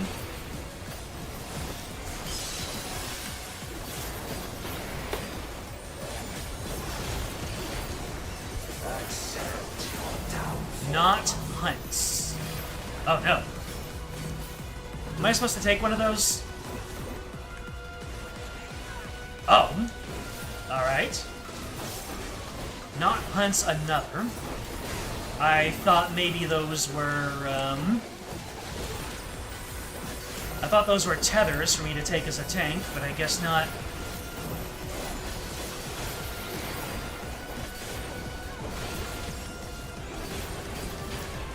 This is why I like to go into these as tank meltdown.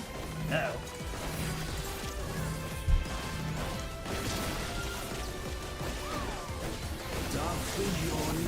Vacuum.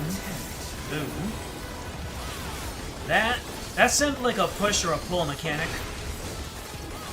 Ooh. Alright, so he creates AoEs at the end of those. Good to know.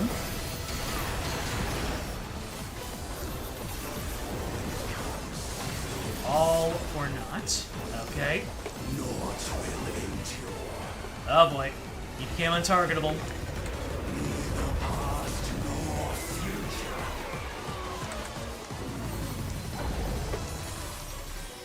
Okay. Ooh. Oh. Void's power ravages your corporeal form. Okay. I am being tethered by something. I have no idea what it is. Oh. Are we supposed to take out these shadows?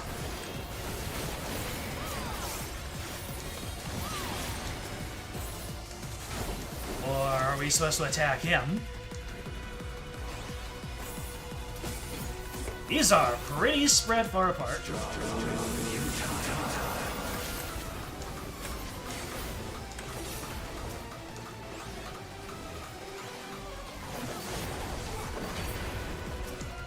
Whoa, Lottie, this is quite the DPS check. Looks like you made it. Let the light guide you.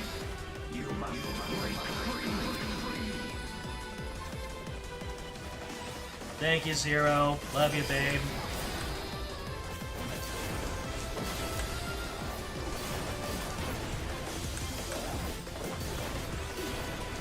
Oh, man. This is a tight DPS check. I like it. I can only imagine what the extreme is gonna be like. Ooh, another cutscene. The underlings are no more. Now to deal with Enowell. Team fight. Death rendered meaningless.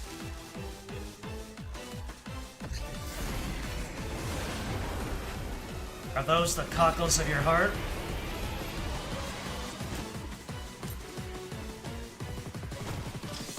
Light, protect us. Oh, hell yeah. Passage of arms, baby. Yield my domain. Ah, looks like we need to get behind Zero.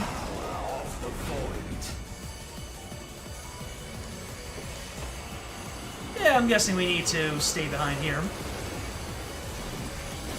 I'm gonna toss up my own mitigation. Why not? Yep. I can see a couple of mechanics that are gonna go hard in the extreme. Alright, not grows. Wait, what? Is this oh, it's gonna be an AoE around him. I understand now. Guest. That's one of the most frustrating attacks in regular Final Fantasy games. Alright. What's gonna happen now? Yep. Oh, now he doubles up on him. So, what I'm getting is that there are going to be no donut AoEs. Which is fine by me. Dimension Zero. Zero has her own dimension.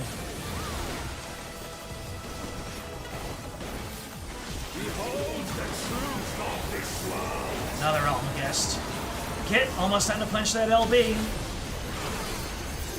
Make it rain!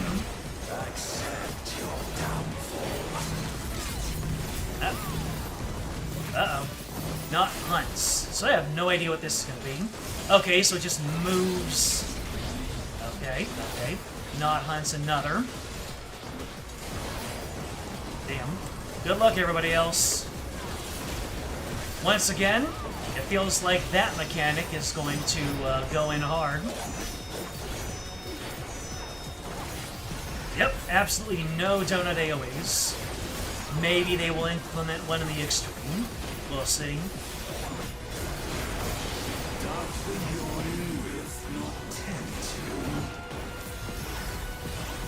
Alright, so we gotta be not at the end of any of those.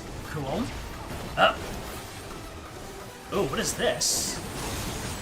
Oh, look at that. So yeah, the bright ball is the first one that blows. Meltdown. Uh-oh. No, you first. Woo. So there's a Zema AoEs. I shouldn't have doubled up on my mitts.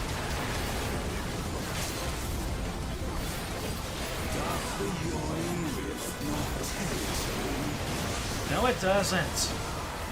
Let's see here. Over this way. You've almost got him. Be still.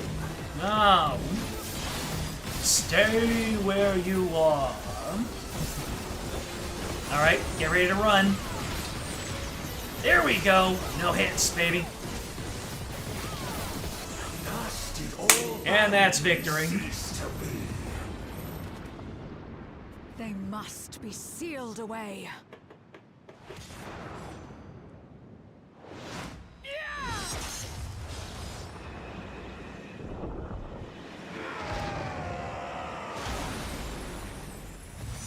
Bye. Up. There's the sealing crystal from times past.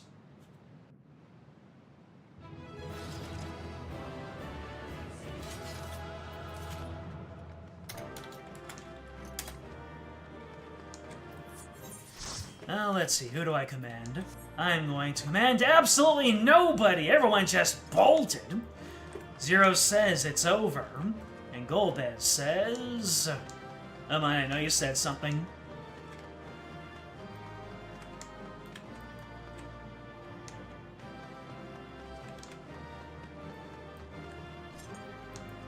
Anyo's reign is at an end. By the way, can we just appreciate the backgrounds over here? Look at all this tentacle rocks and swirling meteors, and everything is kind of veiny down here. We got a circling ring. They certainly know how to create environments, don't they?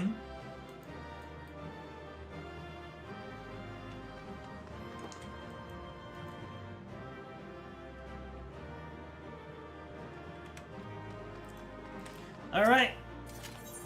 And, whoa! You can't see it, but I got 5 player commendations. That was almost all of them. Because I could get 6 at the maximum. Because, Monitor Katona's in my party, she cannot commendate me. I almost got a clean sweep.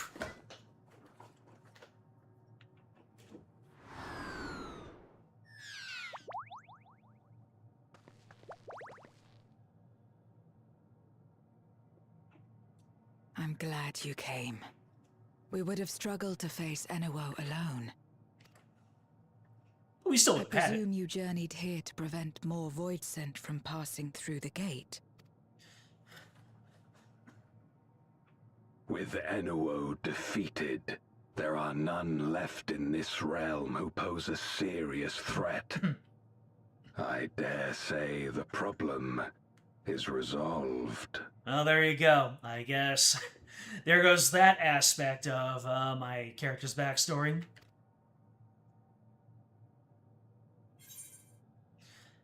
Alas, Voids have been emerging from fissures across the source. Have you noticed any abnormalities in the Void of late? You know what? I'm going to ask you about how you're doing. Have you noticed any abnormalities? Nothing comes to mind. Why'd you ask?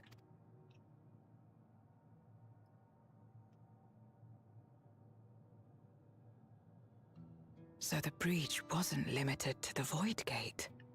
For better or worse. Precious little has changed in the 13th since the Romus fell. Interesting. Then I wonder what that progress Euless was talking about was. Have you noticed anything unusual?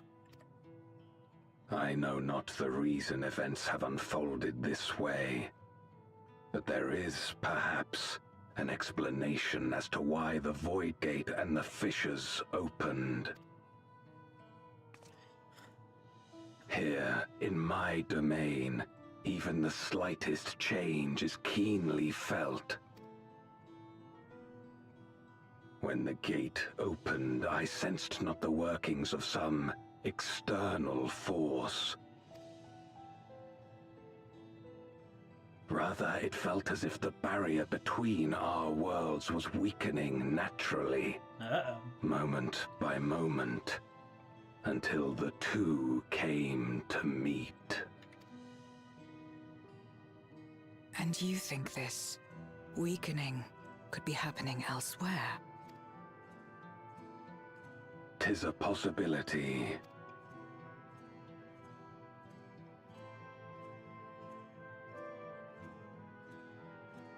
Wonder what's causing it. Is someone... What of Razatan and Garlemald?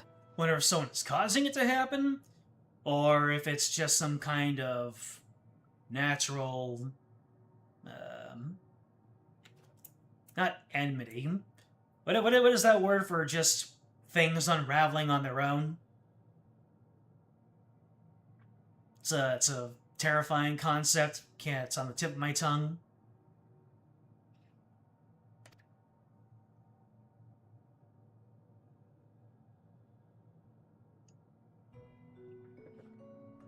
Eulus took mercy upon the interloper.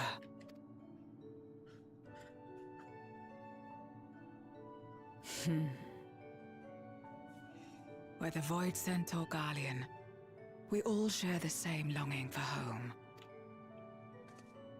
Should we meet, I will gladly offer them aid. Please tell Eulus as much. By the way, your boyfriend packed lunch. Wait, how exactly did you get here? No mortal could traverse the Void Gate in its current state. My mom drove me here.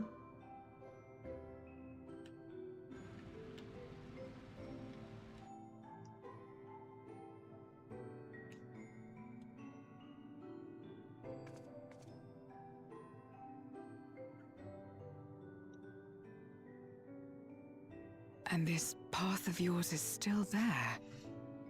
I cannot see it. Oh. Intriguing. Yet some more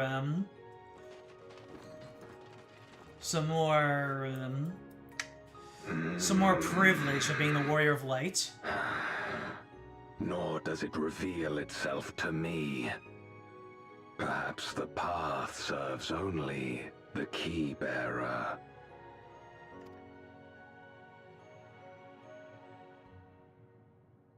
Well, dang. It sucks being so special. So it is not a means to travel freely back and forth. A pity. I would have liked to see my friends again.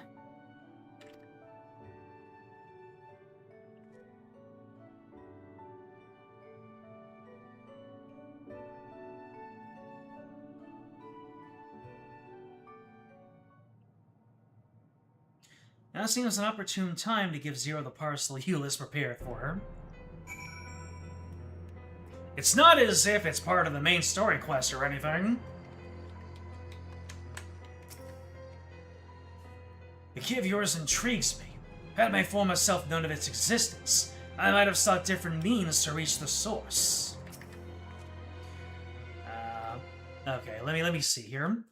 A word meaning the unraveling of the universe, or something like that.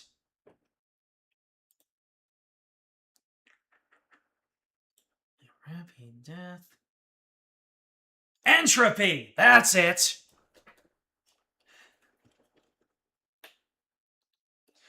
That's the word I was thinking of. I was thinking maybe there was some kind of entropy going on between the barrier between the worlds. Something for me.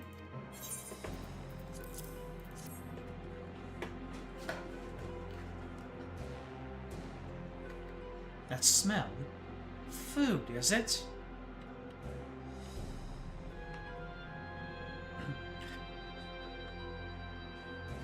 Ah, I recall Eulis speaking of the dumplings his mother used to make. Thank you for the parcel. And the fond memories. Ah, missed some text. I sometimes wonder what the food would be like if culinary traditions flourished here once more. Whether it would suffice to break the cycle of mutual consumption. A heartening thought, if nothing else. I might not be using that word correctly, though, so... a little bit of homework for you.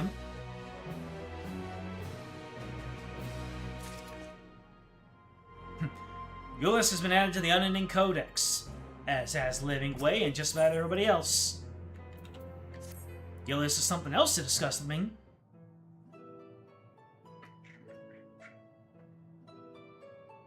Until our battle earlier, I hadn't called upon darkness in some time. In truth, I find it light a better fit these days. Ever since you left, we've been roaming the void in search of individuals who would join our cause. There you go. So that definitely goes into my character's backstory. Although we return to the Red Moon after sensing anyone's presence, rarely do we linger in a single location. However, if the interloper you spoke of does intend to seek me out, it might be wise to return to my domain. Why don't you join us? With NOO defeated, the source should be in no imminent danger. Oh, I'm actually gonna go with them? We'll wait for you by the crater. Interesting. Are we gonna meet with this interloper right now?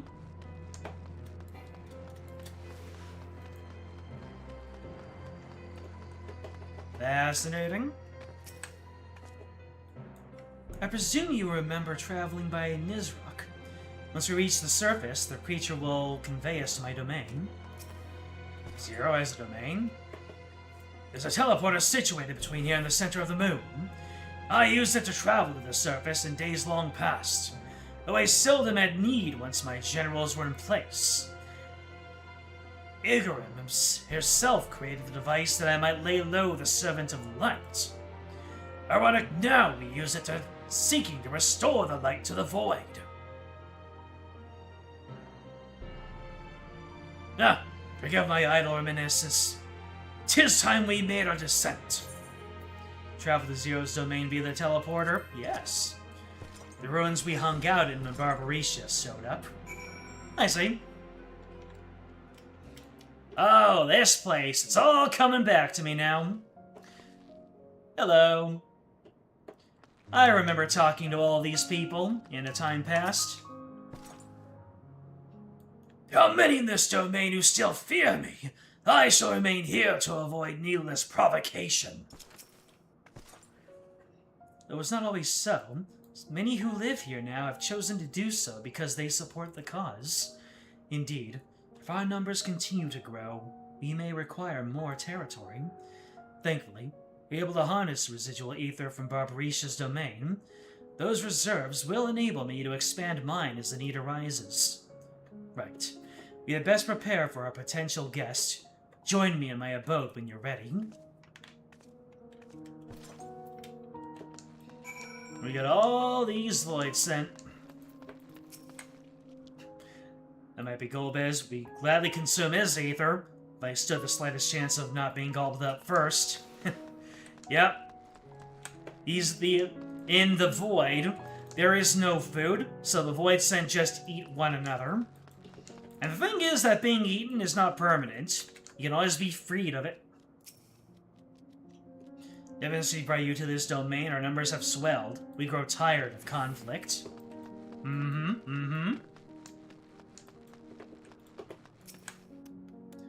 I waited an eternity for Zeromus to save this world, but my faith was misplaced. In the end, it was Zero who brought us up. She's the reason I keep coming back here, day after day.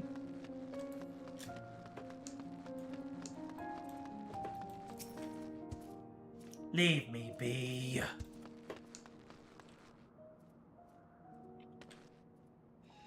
Yep, all these enemies are basically Final Fantasy IV enemies. Zero's amazing! Truly, Golbez is equal in every sense. Don't let Golbez hear that. Squid-headed void scent. You put some respect on the Mind Flayer. How are you faring, mortal? Been training to alter my form just like Zero. I'll be the very essence of beauty, just you wait and see. Looking forward to it. And some voicing who just don't want it, who don't feel like speaking. Which is understandable. I'll let you suffer in peace. The Trojan manservant. No longer will I partake of the ether of other beings. Not even if I shrivel up and starve. Oh, these guys. Yeah, a whole legion of these guys make a boss in the Fell Court of Troya dungeon. I remember that one because I had to do the Fell Court of Troya a whole bunch in order to get my Dark Knight glamour. This chest piece right here took me like 40 runs of the Fell Court of Troya to acquire. And then I saw that they have a purchasable version in Yulemore. However, it's not exactly the same. Some of the accents are quite different. So, this still remains a very unique armor piece.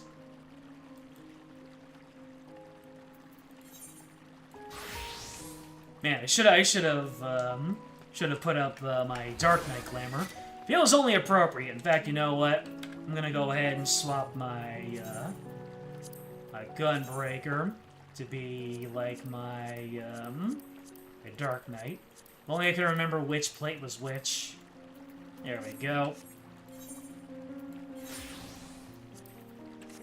There you go. You actually get to see my character wearing some different duds for once. Yeah, no, I really should have changed this glamour ever since I knew I was going into the void to meet up with my old friends. Oh well. It is what it is.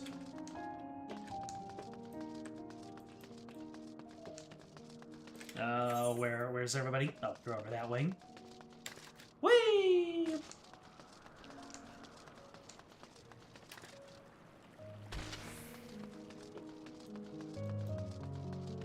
At the time, I got to see my Warrior of Light in some new outfits. I imagine you remember these. The transmitters we used to receive light from the First. If memory serves, they work by channeling excess aether left in the wake of the flood into the Crystal Tower. Using the tower's cross-rift travel capabilities, light is then conveyed onto the 13th and into these devices. I have a mind to use them now. They'll need to be set in an elevated location. Your assistance would be greatly appreciated. Alright, we're doing a little bit of busy work. Wouldn't be Final Fantasy XIV main story quest if we didn't have a little bit of go place do stuff. But hey, just like in Ace Attorney, I was in the right place at the wrong time.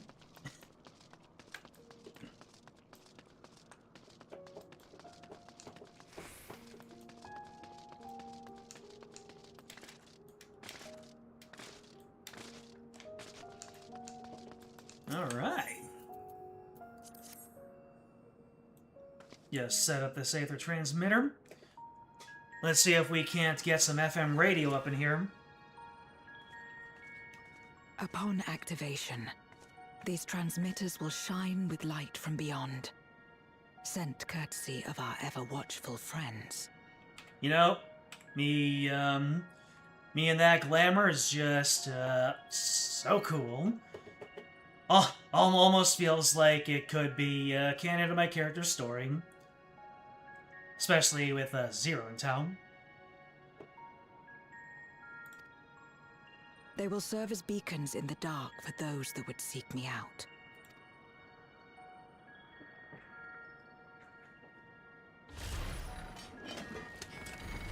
Mm-hmm. Alright, alright, alright.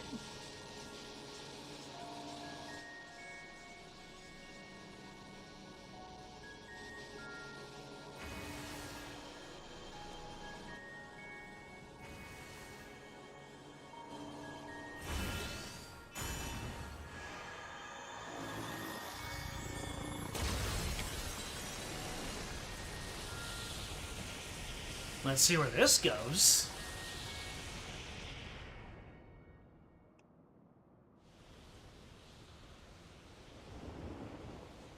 Hey! Well, would you look at that? Didn't take the interloper that long.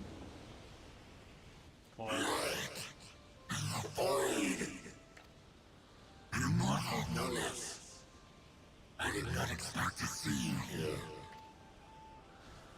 Hello. I am Zero, and this is my domain. 'Tis a safe haven for those who abhor conflict. Among those gathered here, many aspire to restore this world to how it once was. Such a thing is possible. Mm-hmm. Indeed. Though how long the endeavor will take, I cannot say. But for those of us abandoned by death itself, what do we have but time to try, and try again? There you go. Very well. This latest ample proof your comrades spoke true. However long it takes to restore our world, you shall have my aid. And you shall have mine. Yep.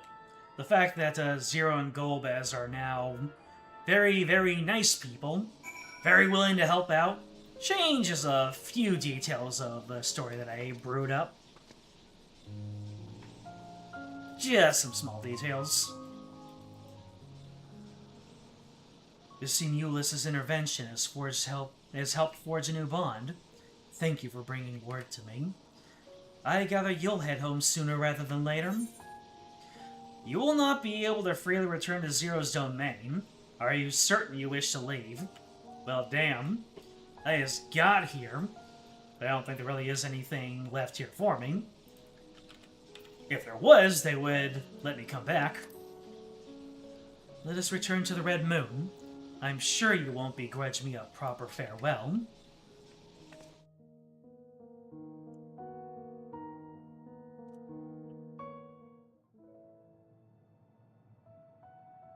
Would you deliver a message to Ulysses for me? Tell him that we're making progress towards rebuilding our home.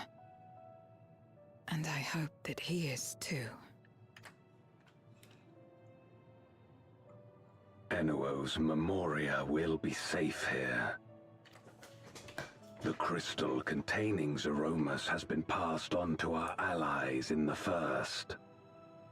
If Enuo's Memoria might serve them in restoring their world, we shall likewise consider its transfer. Interesting. How much simpler it would be to aid one another in our respective fights, were it not for these boundaries between us.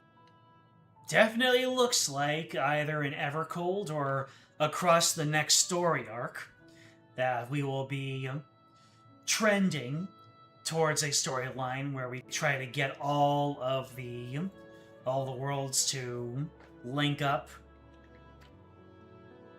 Safe travels, my friend. We take comfort in the knowledge that you're out there fighting too. Wherever you may be. Wherever you may be.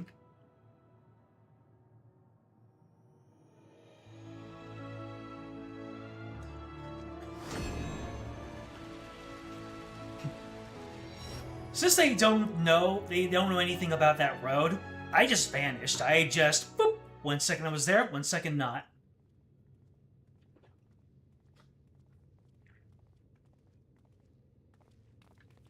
No luck, I'm afraid. It appears she's not in Mare Lamentorum. Mare? I've been saying Mare.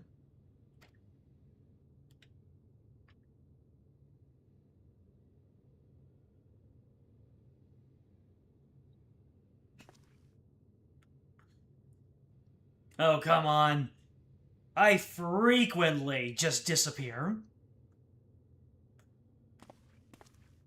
Wait. Is that...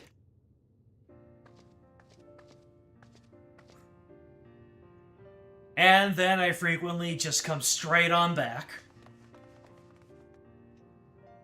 I went on a little adventure. Golbez was there. God, you had us worried. You suddenly disappeared. We didn't know what to think. I'm tall.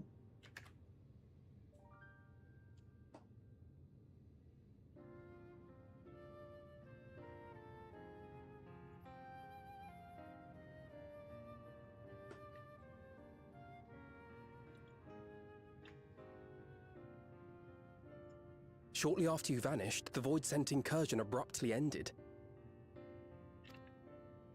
We surmised you had a hand in that, but never did it cross our minds that you were fighting alongside Zero and Golbez. This golden path you said you traversed wasn't visible to us either. Nor did we hear a voice. Ethos. Ethos. Might this be the key's true name? While many mysteries remain, for now, I am glad to learn the state of affairs in the 13th. Golbez's suspicion that the barrier twixt worlds has begun to weaken.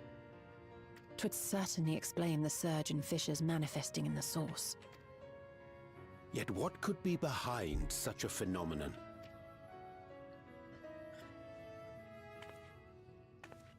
Oh no. It's Les Simicay. It's Moderator Tim! I say that, but his character has the same facial structure as this character. I'd wager. Vancrit is not trusting her.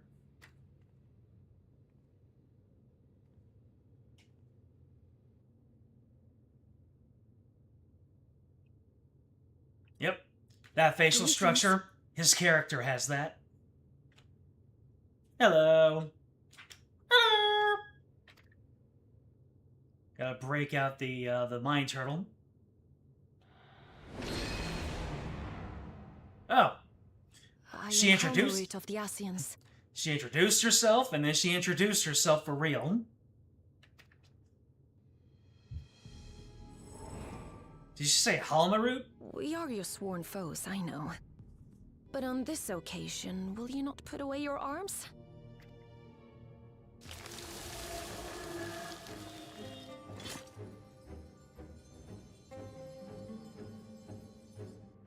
She's got flower powers! She really is a white mage.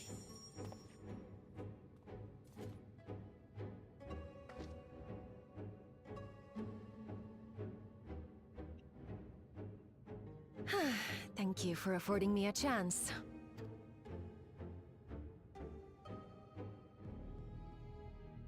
Bereft of the Unsundered, we were under the impression you and yours no longer had cause to continue your activities. That you should reveal yourself at this juncture. I assume you are the one who bestowed Calyx with the knowledge of summoning and the reflections. Yes, that is correct.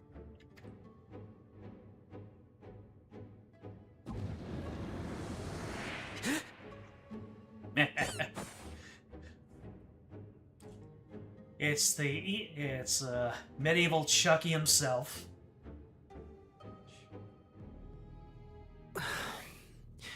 Was it necessary to reveal my present form as well?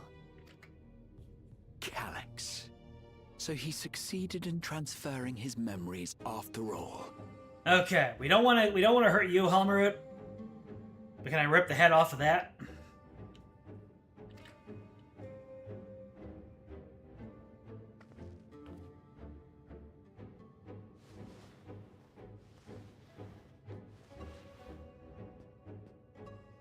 Be at ease. Even were I to occupy a combat-oriented vessel, I would not have the ability to defeat you. You destroyed my plan, my life's work. I have naught to replace it, nor will I ever regain what I once had. Still not enough.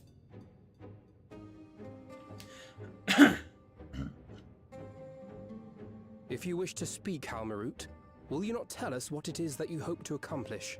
Halmarut, okay. Hal like the laboratories and root like the plants. Halmarut, and she uses plants.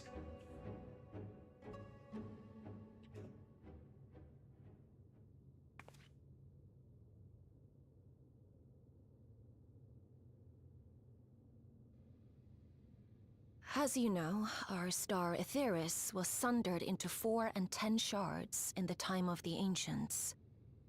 4 and 10?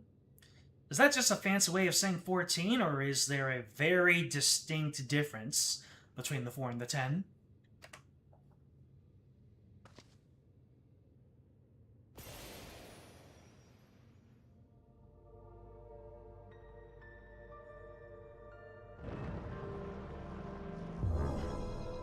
As the will of the star, Hydaelyn perpetuated this unnatural division for millennia. And in the wake of her passing, nature has begun to reassert itself. Oh. As a wound knits itself together, the star seeks to become whole once more. Was she aware of this? Yes. It seeks to rejoin with all of its shards.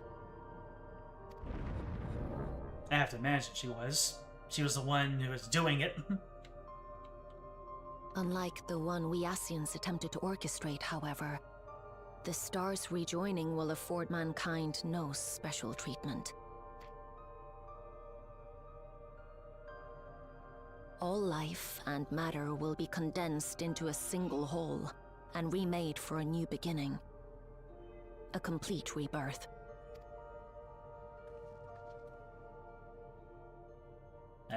I know that sounds good, but... Aetheris will return to the way it once was. Hundreds of millions of years past. To a quiet and peaceful time. Long before the light of mankind was kindled.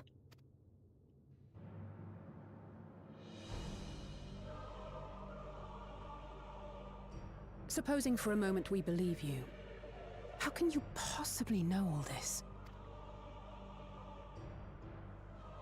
The proof is in the pudding.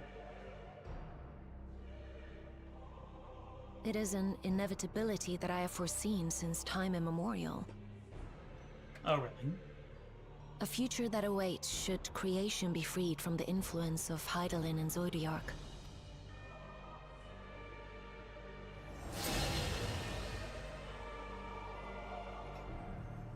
Cool.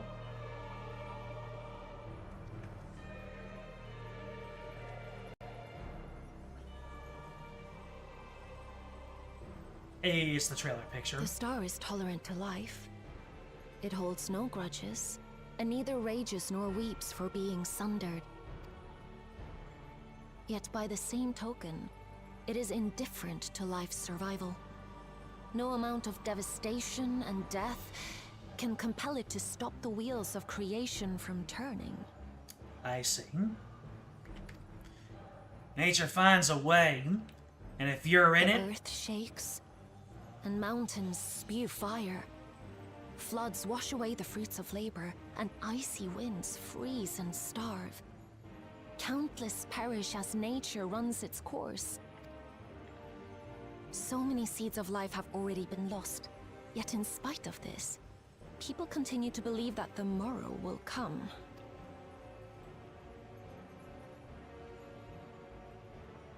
But it will not. For nothing lies beyond the solstice, when all creation is reunited. When that day comes, every last trace of mankind shall be erased. So the planet's gonna factory reset, and all the files that were on it are just going away.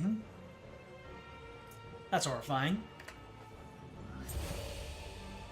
In fact, it's not just one planet, it's 14 planets.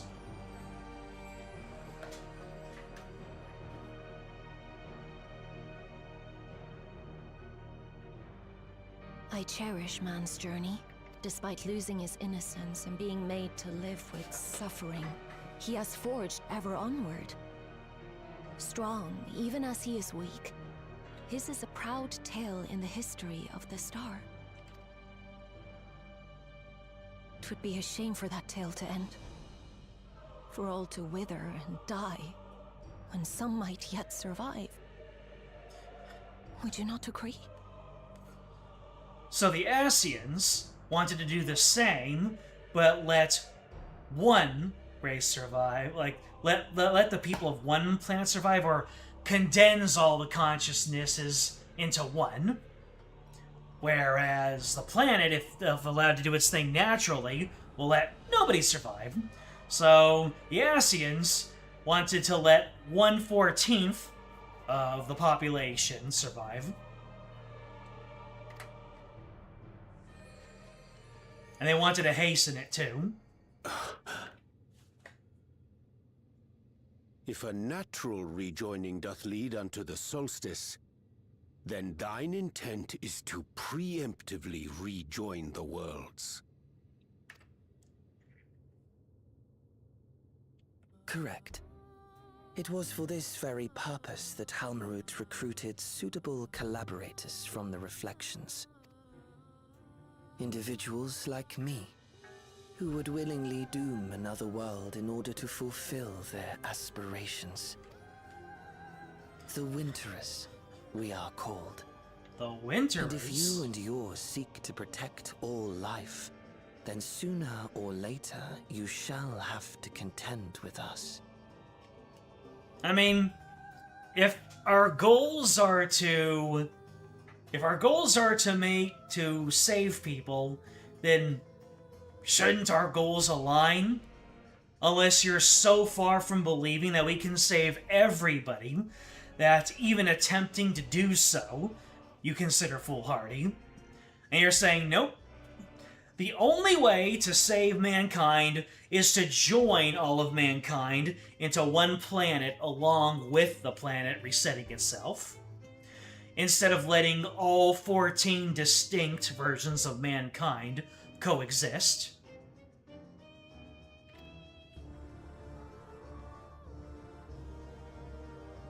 Even if everything you claim is true,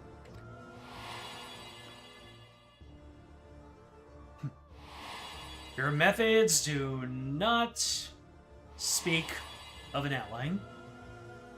what you've done, Calyx, it's unforgivable. You killed Geo! I do not ask that you be pragmatic, nor do I seek your approval. Given your familiarity with other reflections, 'tis only natural that you are averse to our methods. But there is one irrefutable fact that you must understand. Should we take no action at all, the solstice will come, and no one will be left alive. No one.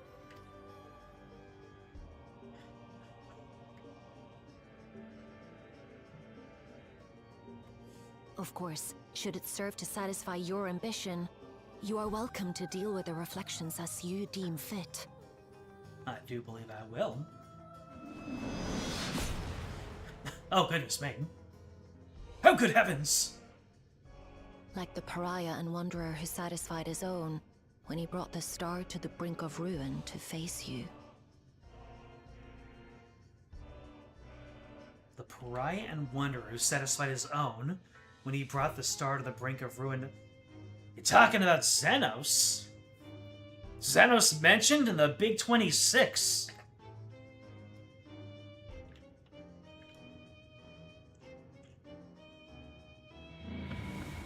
Wait!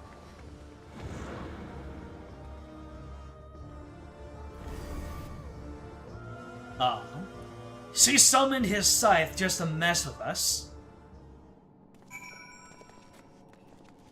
What you're getting from it is their intent to force the rejoining early to prevent the ultimate kill-off of all of them coalescing at once.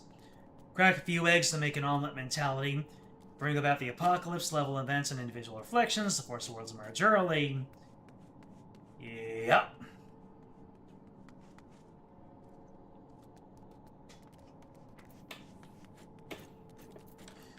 So yeah, we don't want to crack eggs. We want all the eggs to survive. To think that individuals of Calyx's ilk or worse exist on other shards. Halmaru can't be speaking the truth, can she? Not to forgive me, I'm still coming to terms with it all. Alpha Note is experiencing a severe crisis of faith right now. The Ascians once labored to resurrect Zodiac and bring back those who rendered up their lives to summon him. For the sake of those who now live, we fought tirelessly to oppose them. If Halmaru doth truly seek a rejoining to avert the solstice, to ensure some survive when otherwise all would perish, then our interests are not so disparate. Of course you would say that, Oriange. Mr. Sussiness incarnate. The guy who's always working in the shadows every single expansion. Trust the Ascians, we are plotting something utterly reprehensible. Though I am tempted to dismiss a preemptive rejoining as an utterly absurd solution, her words are not to be taken lightly. There you are. 1 minute you were standing before me, and the next you'd vanish into thin air. Thanks to you all, the Void Sin had been eradicated from the gate's light seal once more. There's been nary a peep from the crater.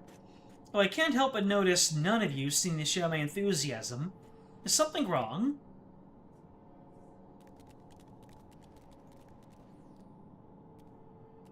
The star seeks to become whole? But that's preposterous. As far as I'm aware, Heidelin made no mention of a natural rejoining. I ought to consult the records to be certain. But not before thanking you for dispatching the Voidson so handily. You well and truly saved the day. Let's see.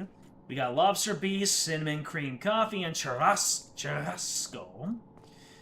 What I want. What is most for my taste? Churrasco. Alright, Alpha Node. What do you have for me?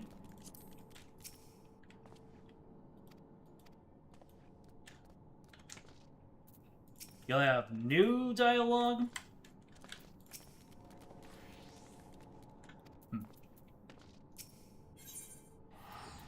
Ah! There it is. When you get a quest, that is the same name as the patch, then you know you're on the last quest of the story for now. The implications of the solstice and the winter's schemes, as well as our approach moving forward, will take time to consider. To that end, I believe we should gather and speak in person, and by we, I mean all fellow Scions. For a true change of pace, why don't we convene at the Rising Stones? I'm sure Tataru and the others would be happy to meet us there. A fine idea. In many ways, our return is long overdue. No doubt we could all use some respite after Garlemald, and I trust there are no objections. To settle then, to the Rising Stones.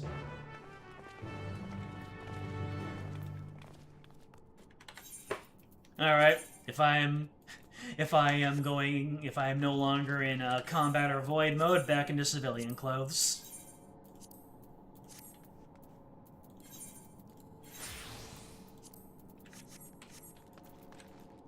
Pray return to the Rising Stones.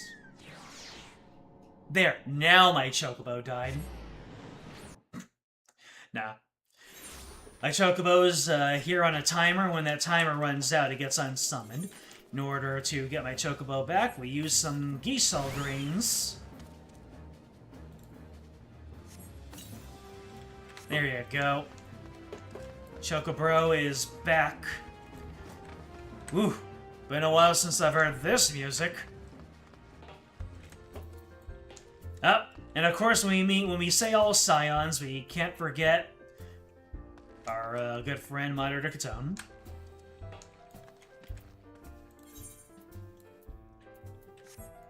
Hello.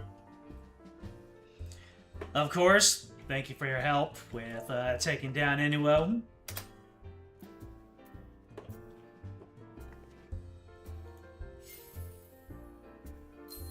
I've been charmed! She's been a succubus all this time. But it's fine.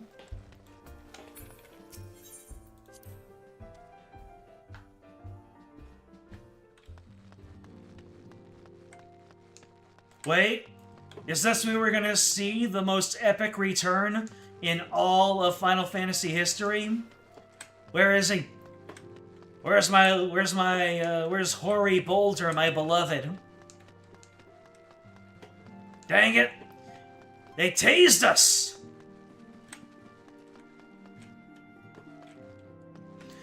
I guess he'll be coming back in the cutscene. At times like this, the company of friends is all the more precious. In spite of times Urian J, you keep on teaching me new words. In spite of times vicissitudes, some things endure. This sanctuary is surely among them.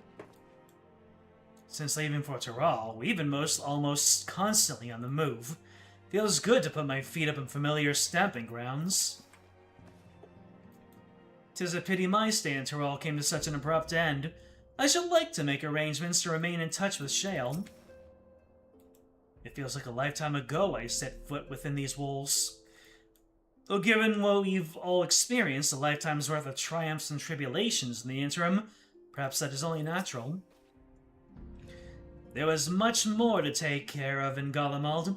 Even after tending to the wounded, I shall be sure to share a full report with Ojika. Alright, Alphanode, bring us over to the end. Well, actually, it's not the end until I get that green icon. Nary a thing has changed since we gathered here. No doubt Tataru is chiefly responsible for the prevailing state of tidiness. Speaking of whom, she and a great many of our comrades are en route. Let us wait for them a while longer.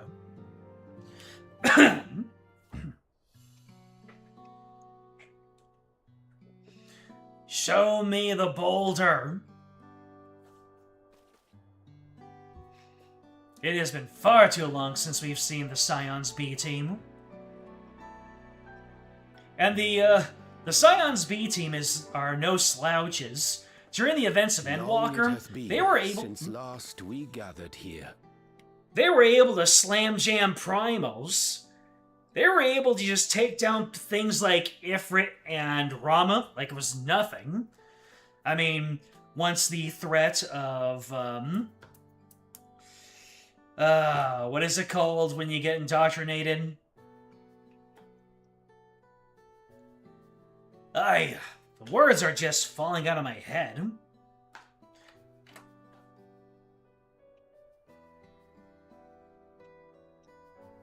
Though our order's dissolution was indeed in name only. Thereafter, we did largely operate independent of one another.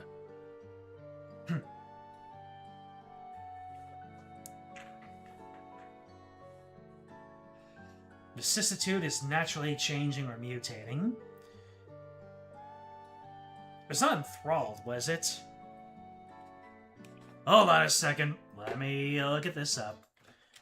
What was it called in XIV when someone... Was it enthralled? Was enthralled to a primal. Yep, it was enthralled. Imagine that.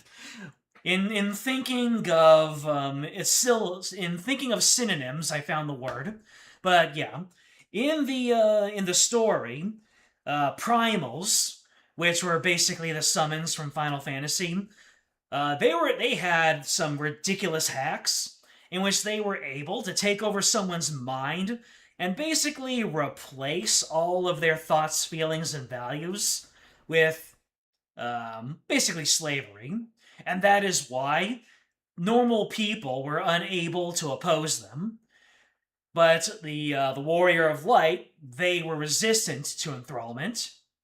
And then in Endwalker, we came up with these devices that were able to protect non-Warriors of Light from enthrallment. And after that happened, regular adventurers were able to defeat primals, which just goes to show that maybe the Warrior of Light isn't this combat expert that we all expect them to be. It's just they were resistant to enthrallment, and over time just became just absolutely insane at fighting over the course of being able to fight stronger and stronger enemies. So who knows? Maybe the regular people can catch up in some capacity. Tempering. They were tempered. Thank you very much. That is the word 100%. Being enthralled was the state of having been tempered. It's so in our rear view mirror that we forget these things. The primals tempered them to fit their desires. Sheesh. So yeah, at the end of Endwalker, the Scions dissolved because the world was no longer in danger. But now that we've heard what we have, I think there might be cause for them to bring the band back together.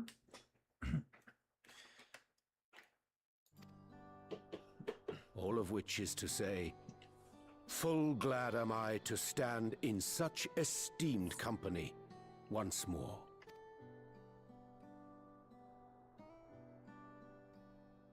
I hate the reason, but I love the company. You have a good night, Matthew. Apologies for our delay. Ori Boulder has voice lines. Ravish me with your dulcet tones. Hey, it's Lamine. We're reporting for duty, as bid. This is everyone that we could round up on short notice. The others are still en route. Estinian alone we weren't able to make contact with. But we're working on it. I have a feeling Estinian will be in attendance by the next patch. No doubt his link pearl is buried at the bottom of his bag. Knowing him, he'll turn up when we least expect it. And he must teach us how to do that Dragoon dropkick. It's mandatory. Now, as much as I'd like to savor our reunion, Tataru tells us there have been developments. Will you apprise us of the details? It is so nice to see a fellow rogue get in.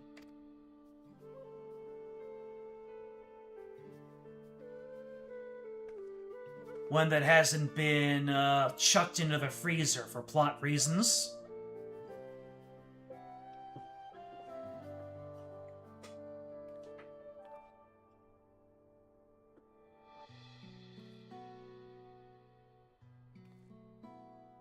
Alright, why are we focusing on a lamp? Probably just to indicate the passage of time. The Winterers and the Solstice. The veracity of Halmarut's claims remains unclear. Yet it cannot be denied that, in his bid to convert the living into endless, Calyx was privy to knowledge of the reflections and more. And the Winterers are formed of others, like him. In light of the recent Voidsent incursions, I believe it would be wise to treat the Solstice as a genuine threat. The problem is how to deal with it.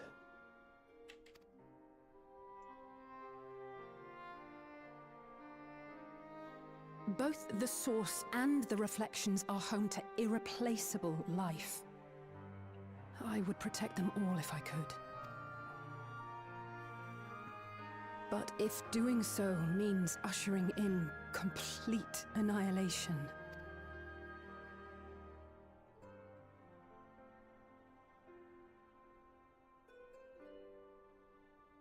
then what can we possibly do?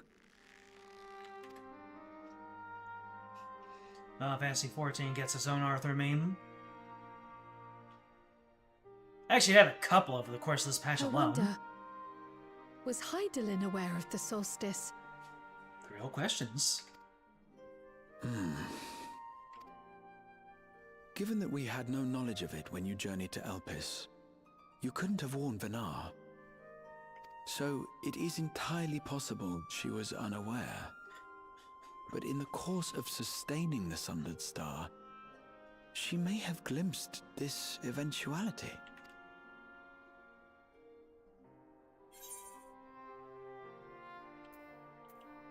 I don't think she had a way of knowing. I think she knew and chose to trust in us. Ha!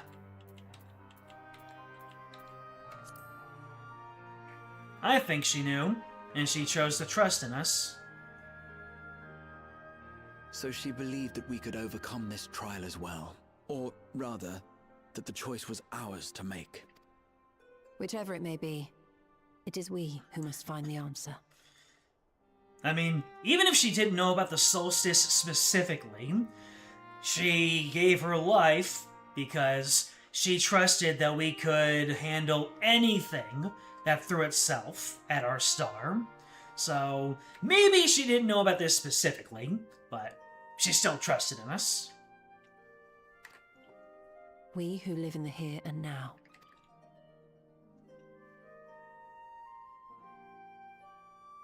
And for those who came before.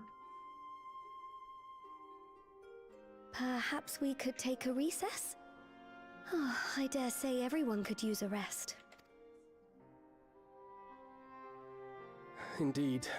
We have ample food for thought, and it would be good to catch each other up.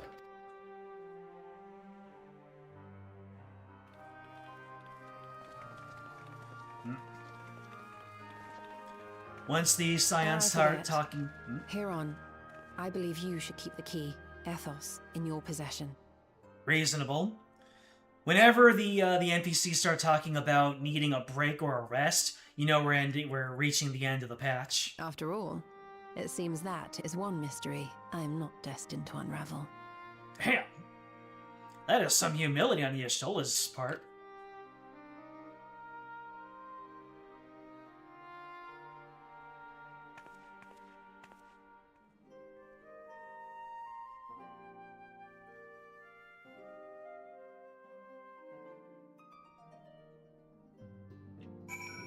Ah, I have to speak with my fellow scions. Hoary Boulder is considered a fellow scion? Oh, and his brother Ochre. God, I hope we get to see more of the Boulder brothers in the future. At this point, I almost don't care if they get shelved into the non-canon realms of the Alliance of the Raids. Give me more Boulder! Coltonet says, latest development is indeed a shock, but I am heartened to see not a single face clouded with despair. I helped repel the Void Send incursion in Lapis Manalis. Fighting off beings-controlled Galate is something I won't rush to relive, but it was nonetheless good training. Don't worry about me. I'm sure you plenty to discuss with these old faces. Seems our colleagues have much to catch each other up on. I shall have to brew some tea. Tataru is ever the considerate facilitator. Grateful I am to refrain from the weighty discussions and simply converse with old friends. Oh, Aenor. I had hoped you'd come to your senses, but I see you're still in the throes of withdrawal. Oh. Aenor is, isn't that the one who is utterly thirsty for the Boulder brothers? The brothers are reunited, yet a distance between them persists. How cruel fate has forced me to choose. Yep. This girl right here has made it no secret that she wants to be between a rock and a hard place in no uncertain terms. God, I want that to be explored. Hearing our comrades' tales reminds me of my efforts to master pictomancy. We've all come so far, striven so hard. Even after discussing the revelations concerning Calyx, there's a great deal to share. 'Tis difficult to know where to begin. The fact that the Boulder brothers are necessary MSQ discussion makes me hope and pray that we get to see more of them, and that they might even become Scion mainstays. You have nothing but the utmost respect for her. The hustle. Anybody who is on that Rogadin mindset has my respect, as you can tell. I mean, I don't know if you really can tell, but like I said, my Warrior of Light, she is a Rogadin. I mean, the way I built her, you might think that she is like a Highlander or something, but no. She is, she's the same race as Orker and Hori over there. Speaking of Ochre. Anor and I were training in Gridania when Void Sent attacked Twelveswood. Thankfully, we were able to fend them off with the help of the Twin Adders.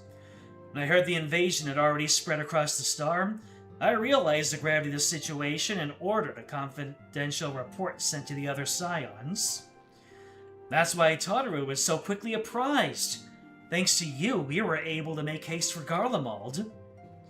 While circumstances and duty may keep us apart, we remain bound by common purpose. Indeed, may that purpose continue to guide us now that we stand together once again. So, Ogre Boulder is kind of the goat of this whole situation. I hadn't seen Hori for some time until today. Hopefully he gets a sense of the progress we've made since we last met.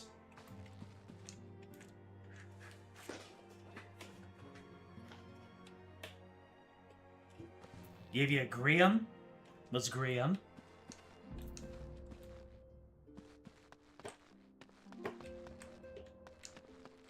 Where'd Flamine go?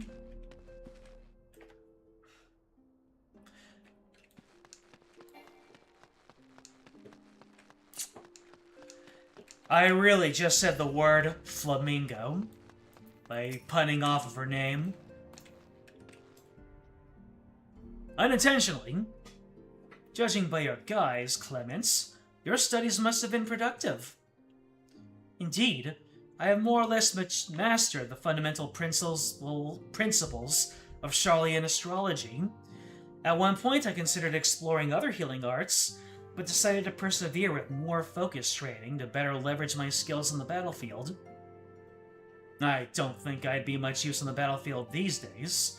I can scarcely hold my bow steady, let alone hit a target. So sorely bereft of brotherly menstruations as I am. I know you still require constant supervision. You two haven't changed in the slightest. Makes you wonder how our colleagues that couldn't join us today are faring. So let me see. Ochre is a conjurer. And I believe Hori was... oh. He's either... yeah. Looks like he's a gladiator.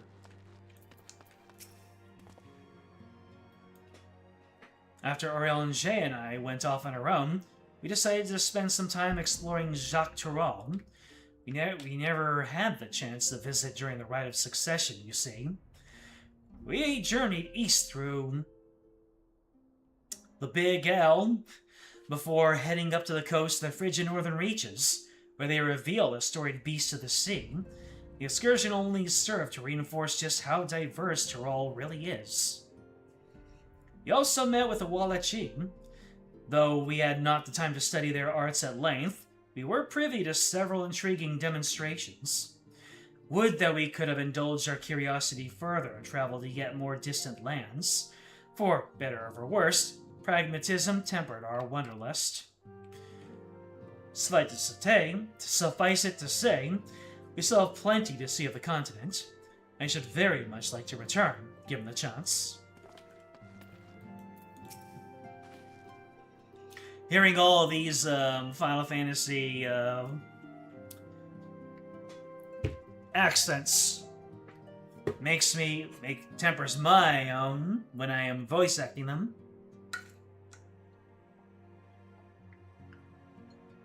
Dragon Girls and Final Fantasy Tactics Advance 2 for the DS. I guess the Aura are gonna have to be the closest there. It was by no means an easy decision, but as Solstice is now our paramount concern, Alize and I have opted to formally withdraw from our efforts in Garlemald. After all, anything we can do to protect our world will also serve to keep the Garleans safe. Eulis and his comrades are already working towards a brighter future of their own accord. Honestly, I'm more worried about us. So difficult to see the path ahead, but hopefully, we can get through this and return to Garlemald with our heads held high one day. Indeed. In the meantime, let us prepare a letter for Eulis and the community. We mustn't let despair stay our hand. Smack me up with that info, Hoary Boulder. Coltene and I had remained in Corvos to monitor the situation among the Garleans and the Corvosi. Though seldom smooth sailing, in time the region settled, and we were able to return. I understand the Garleans community has made great strides in improving relations with other peoples. Hearing that, I feel renewed zeal for resolving the issues in Corvos. Then, perhaps you'd like to hear more about the Garleans' accomplishments from me and the twins. It might stoke that fire even hotter. Oh, here it is. We're finally going to reach that trail to the heavens. And then maybe eventually we'll go to 0, huh? Seems everyone has much more to discuss with one another. Anyway, you're overdue for a proper break. The peace and quiet will help you think. Feel free to make yourself comfortable in Dawn's respite.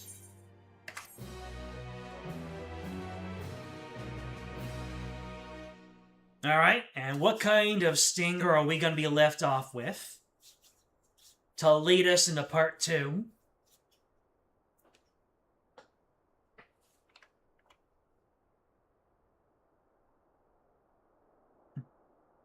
Am I going to speak with Lamine now? What the moon doing? Of course, should it serve to satisfy your ambition, you are welcome to deal with the reflections as you deem fit. Like the pariah and wanderer who satisfied his own when he brought the star to the brink of ruin to face you. So you're trying to compare me to Xenos, and saying that by doing whatever I please, I'm going to be putting people in danger? Lady, I am so much different from Xenos, but I'm sure that the story is probably going to form itself in a way that I'm gonna be acting very careless and basically acting like Xenos in action. Indeed, I'm gonna be acting like Xenos. At least, that's what you're trying to imply, Halmerut.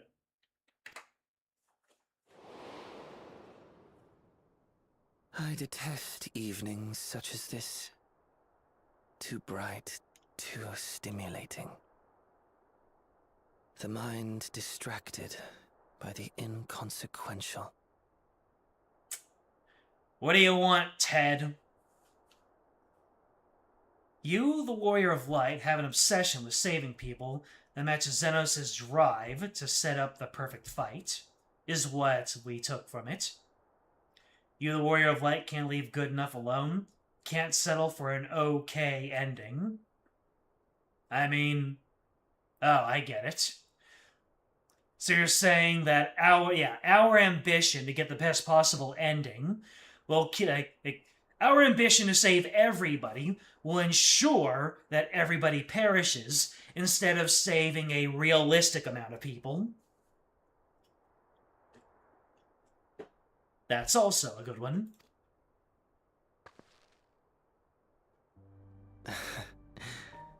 You needn't be so wary. I merely come to offer information before my departure.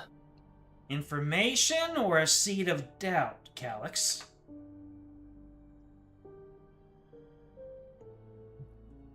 Halmarut and I will soon cross the rift to observe the enactment of another Winter's plan. Oh. Our destination is the 4th. I see, so part 2 is about us finding a way to the 4th to stop this plan. A world locked in ice, whose lands are blanketed in thick clouds. In order to survive, man has fled to the skies, using great magics to establish new civilizations. The Kingdom of Zeal?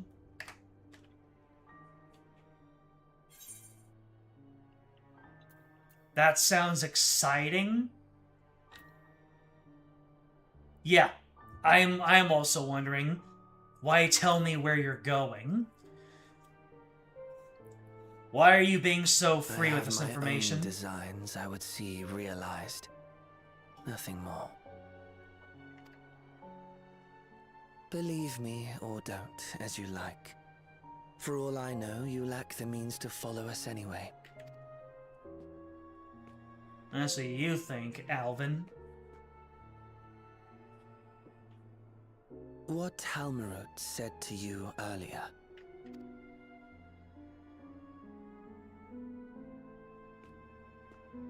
She suggested that dealing with the reflections might satisfy your ambition.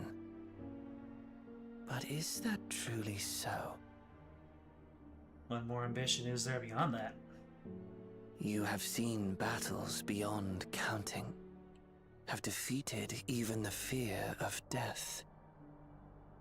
Is there some conclusion that you seek, no matter the cost? Peace on all Earths, I guess.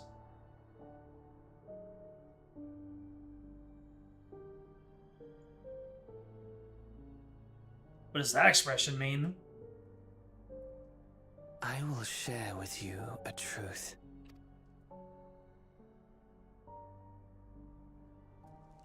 We Winterers each have an ambition that we wish to fulfill. To that end, we may share information with one another, but we do not necessarily share the same beliefs. So you're like an evil straw hat pirates, is what I'm getting. Just as you and yours decried my actions, I find those of my fellows objectionable. Okay. Be that as it may, it is the culmination of our lives' works that we would bring to the world. Fruits born of undying devotion, daring aspiration, and unwavering ideals. No matter how we are reviled, no matter what we must steal, our actions will be vindicated by those who abide in the future we create. There it is. Doesn't matter what it is that you get up to. The people you help, if they end up being the only ones remaining, will be the ones to write the history books. In your benevolence, you may seek to save everything and everyone. But once all is consequently consigned to oblivion, Your noble deeds will amount to nothing more than folly. For no living soul shall remain to judge them.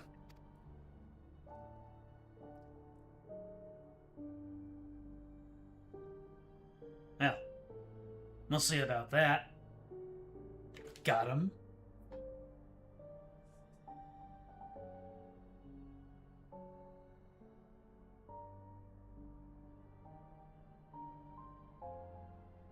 Really left us with some food for thought.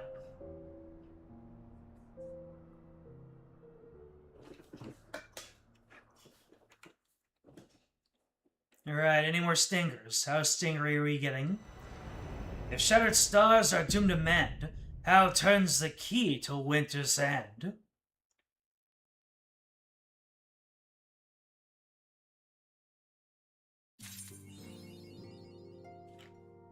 And there you have it.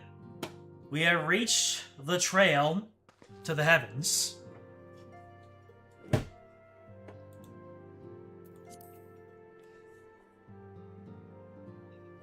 Your ambition to save everybody is what's driving you to get in the way of Harmless' plans.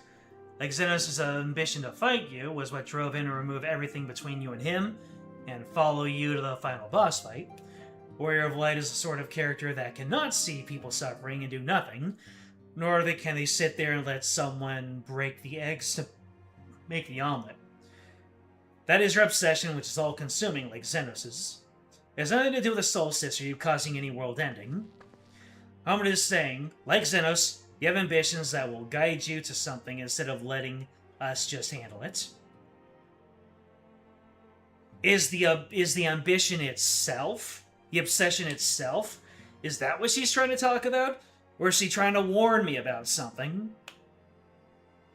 Because if she's just saying, hey, you're pretty ambitious, that doesn't sound bad. Or is she just telling me, keep that in check? Like, let it follow you to do good things, but don't just let it yank you around and lose sight of it. Don't think that it's good in all cases.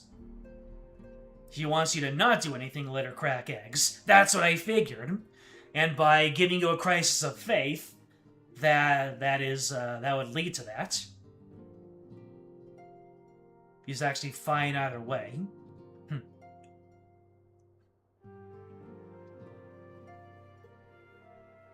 I suppose. She seems pretty chill about it. He wants to avert something.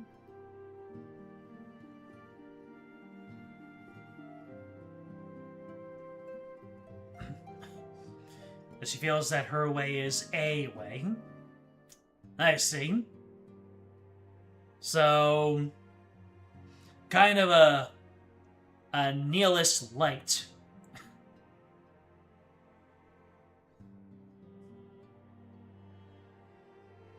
I want to do something, but most things don't matter. They were like, nothing matters, but I still feel like doing something. You getting in the way and possibly solving things another way is something that could happen too. Just like, hey, if you stop me and you end up fixing everything, great.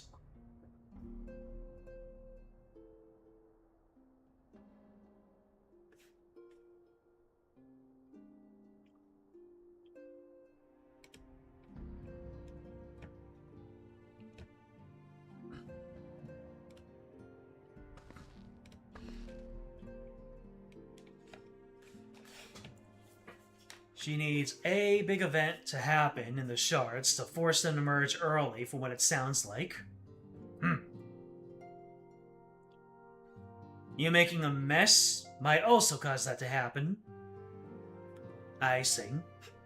So maybe they might string us along and try to guide our actions to, not guide our actions, but just kind of point us in the direction of things that need ruining, and then make us ruin them. Be like, great job breaking it, hero.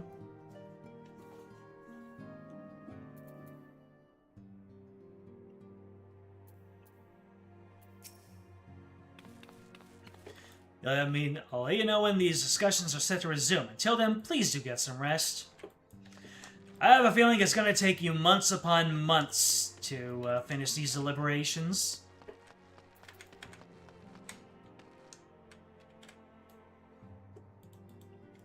Disarming the villains who would do something that would merge the worlds.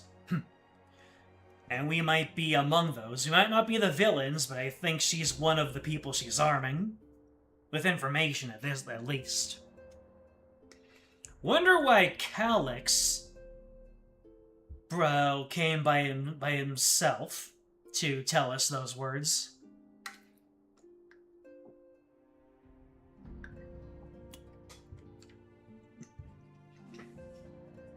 I'm sure he has his own angle.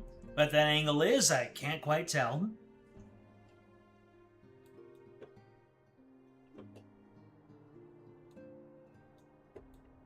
I just realized I'm not allowed to have my minion out here.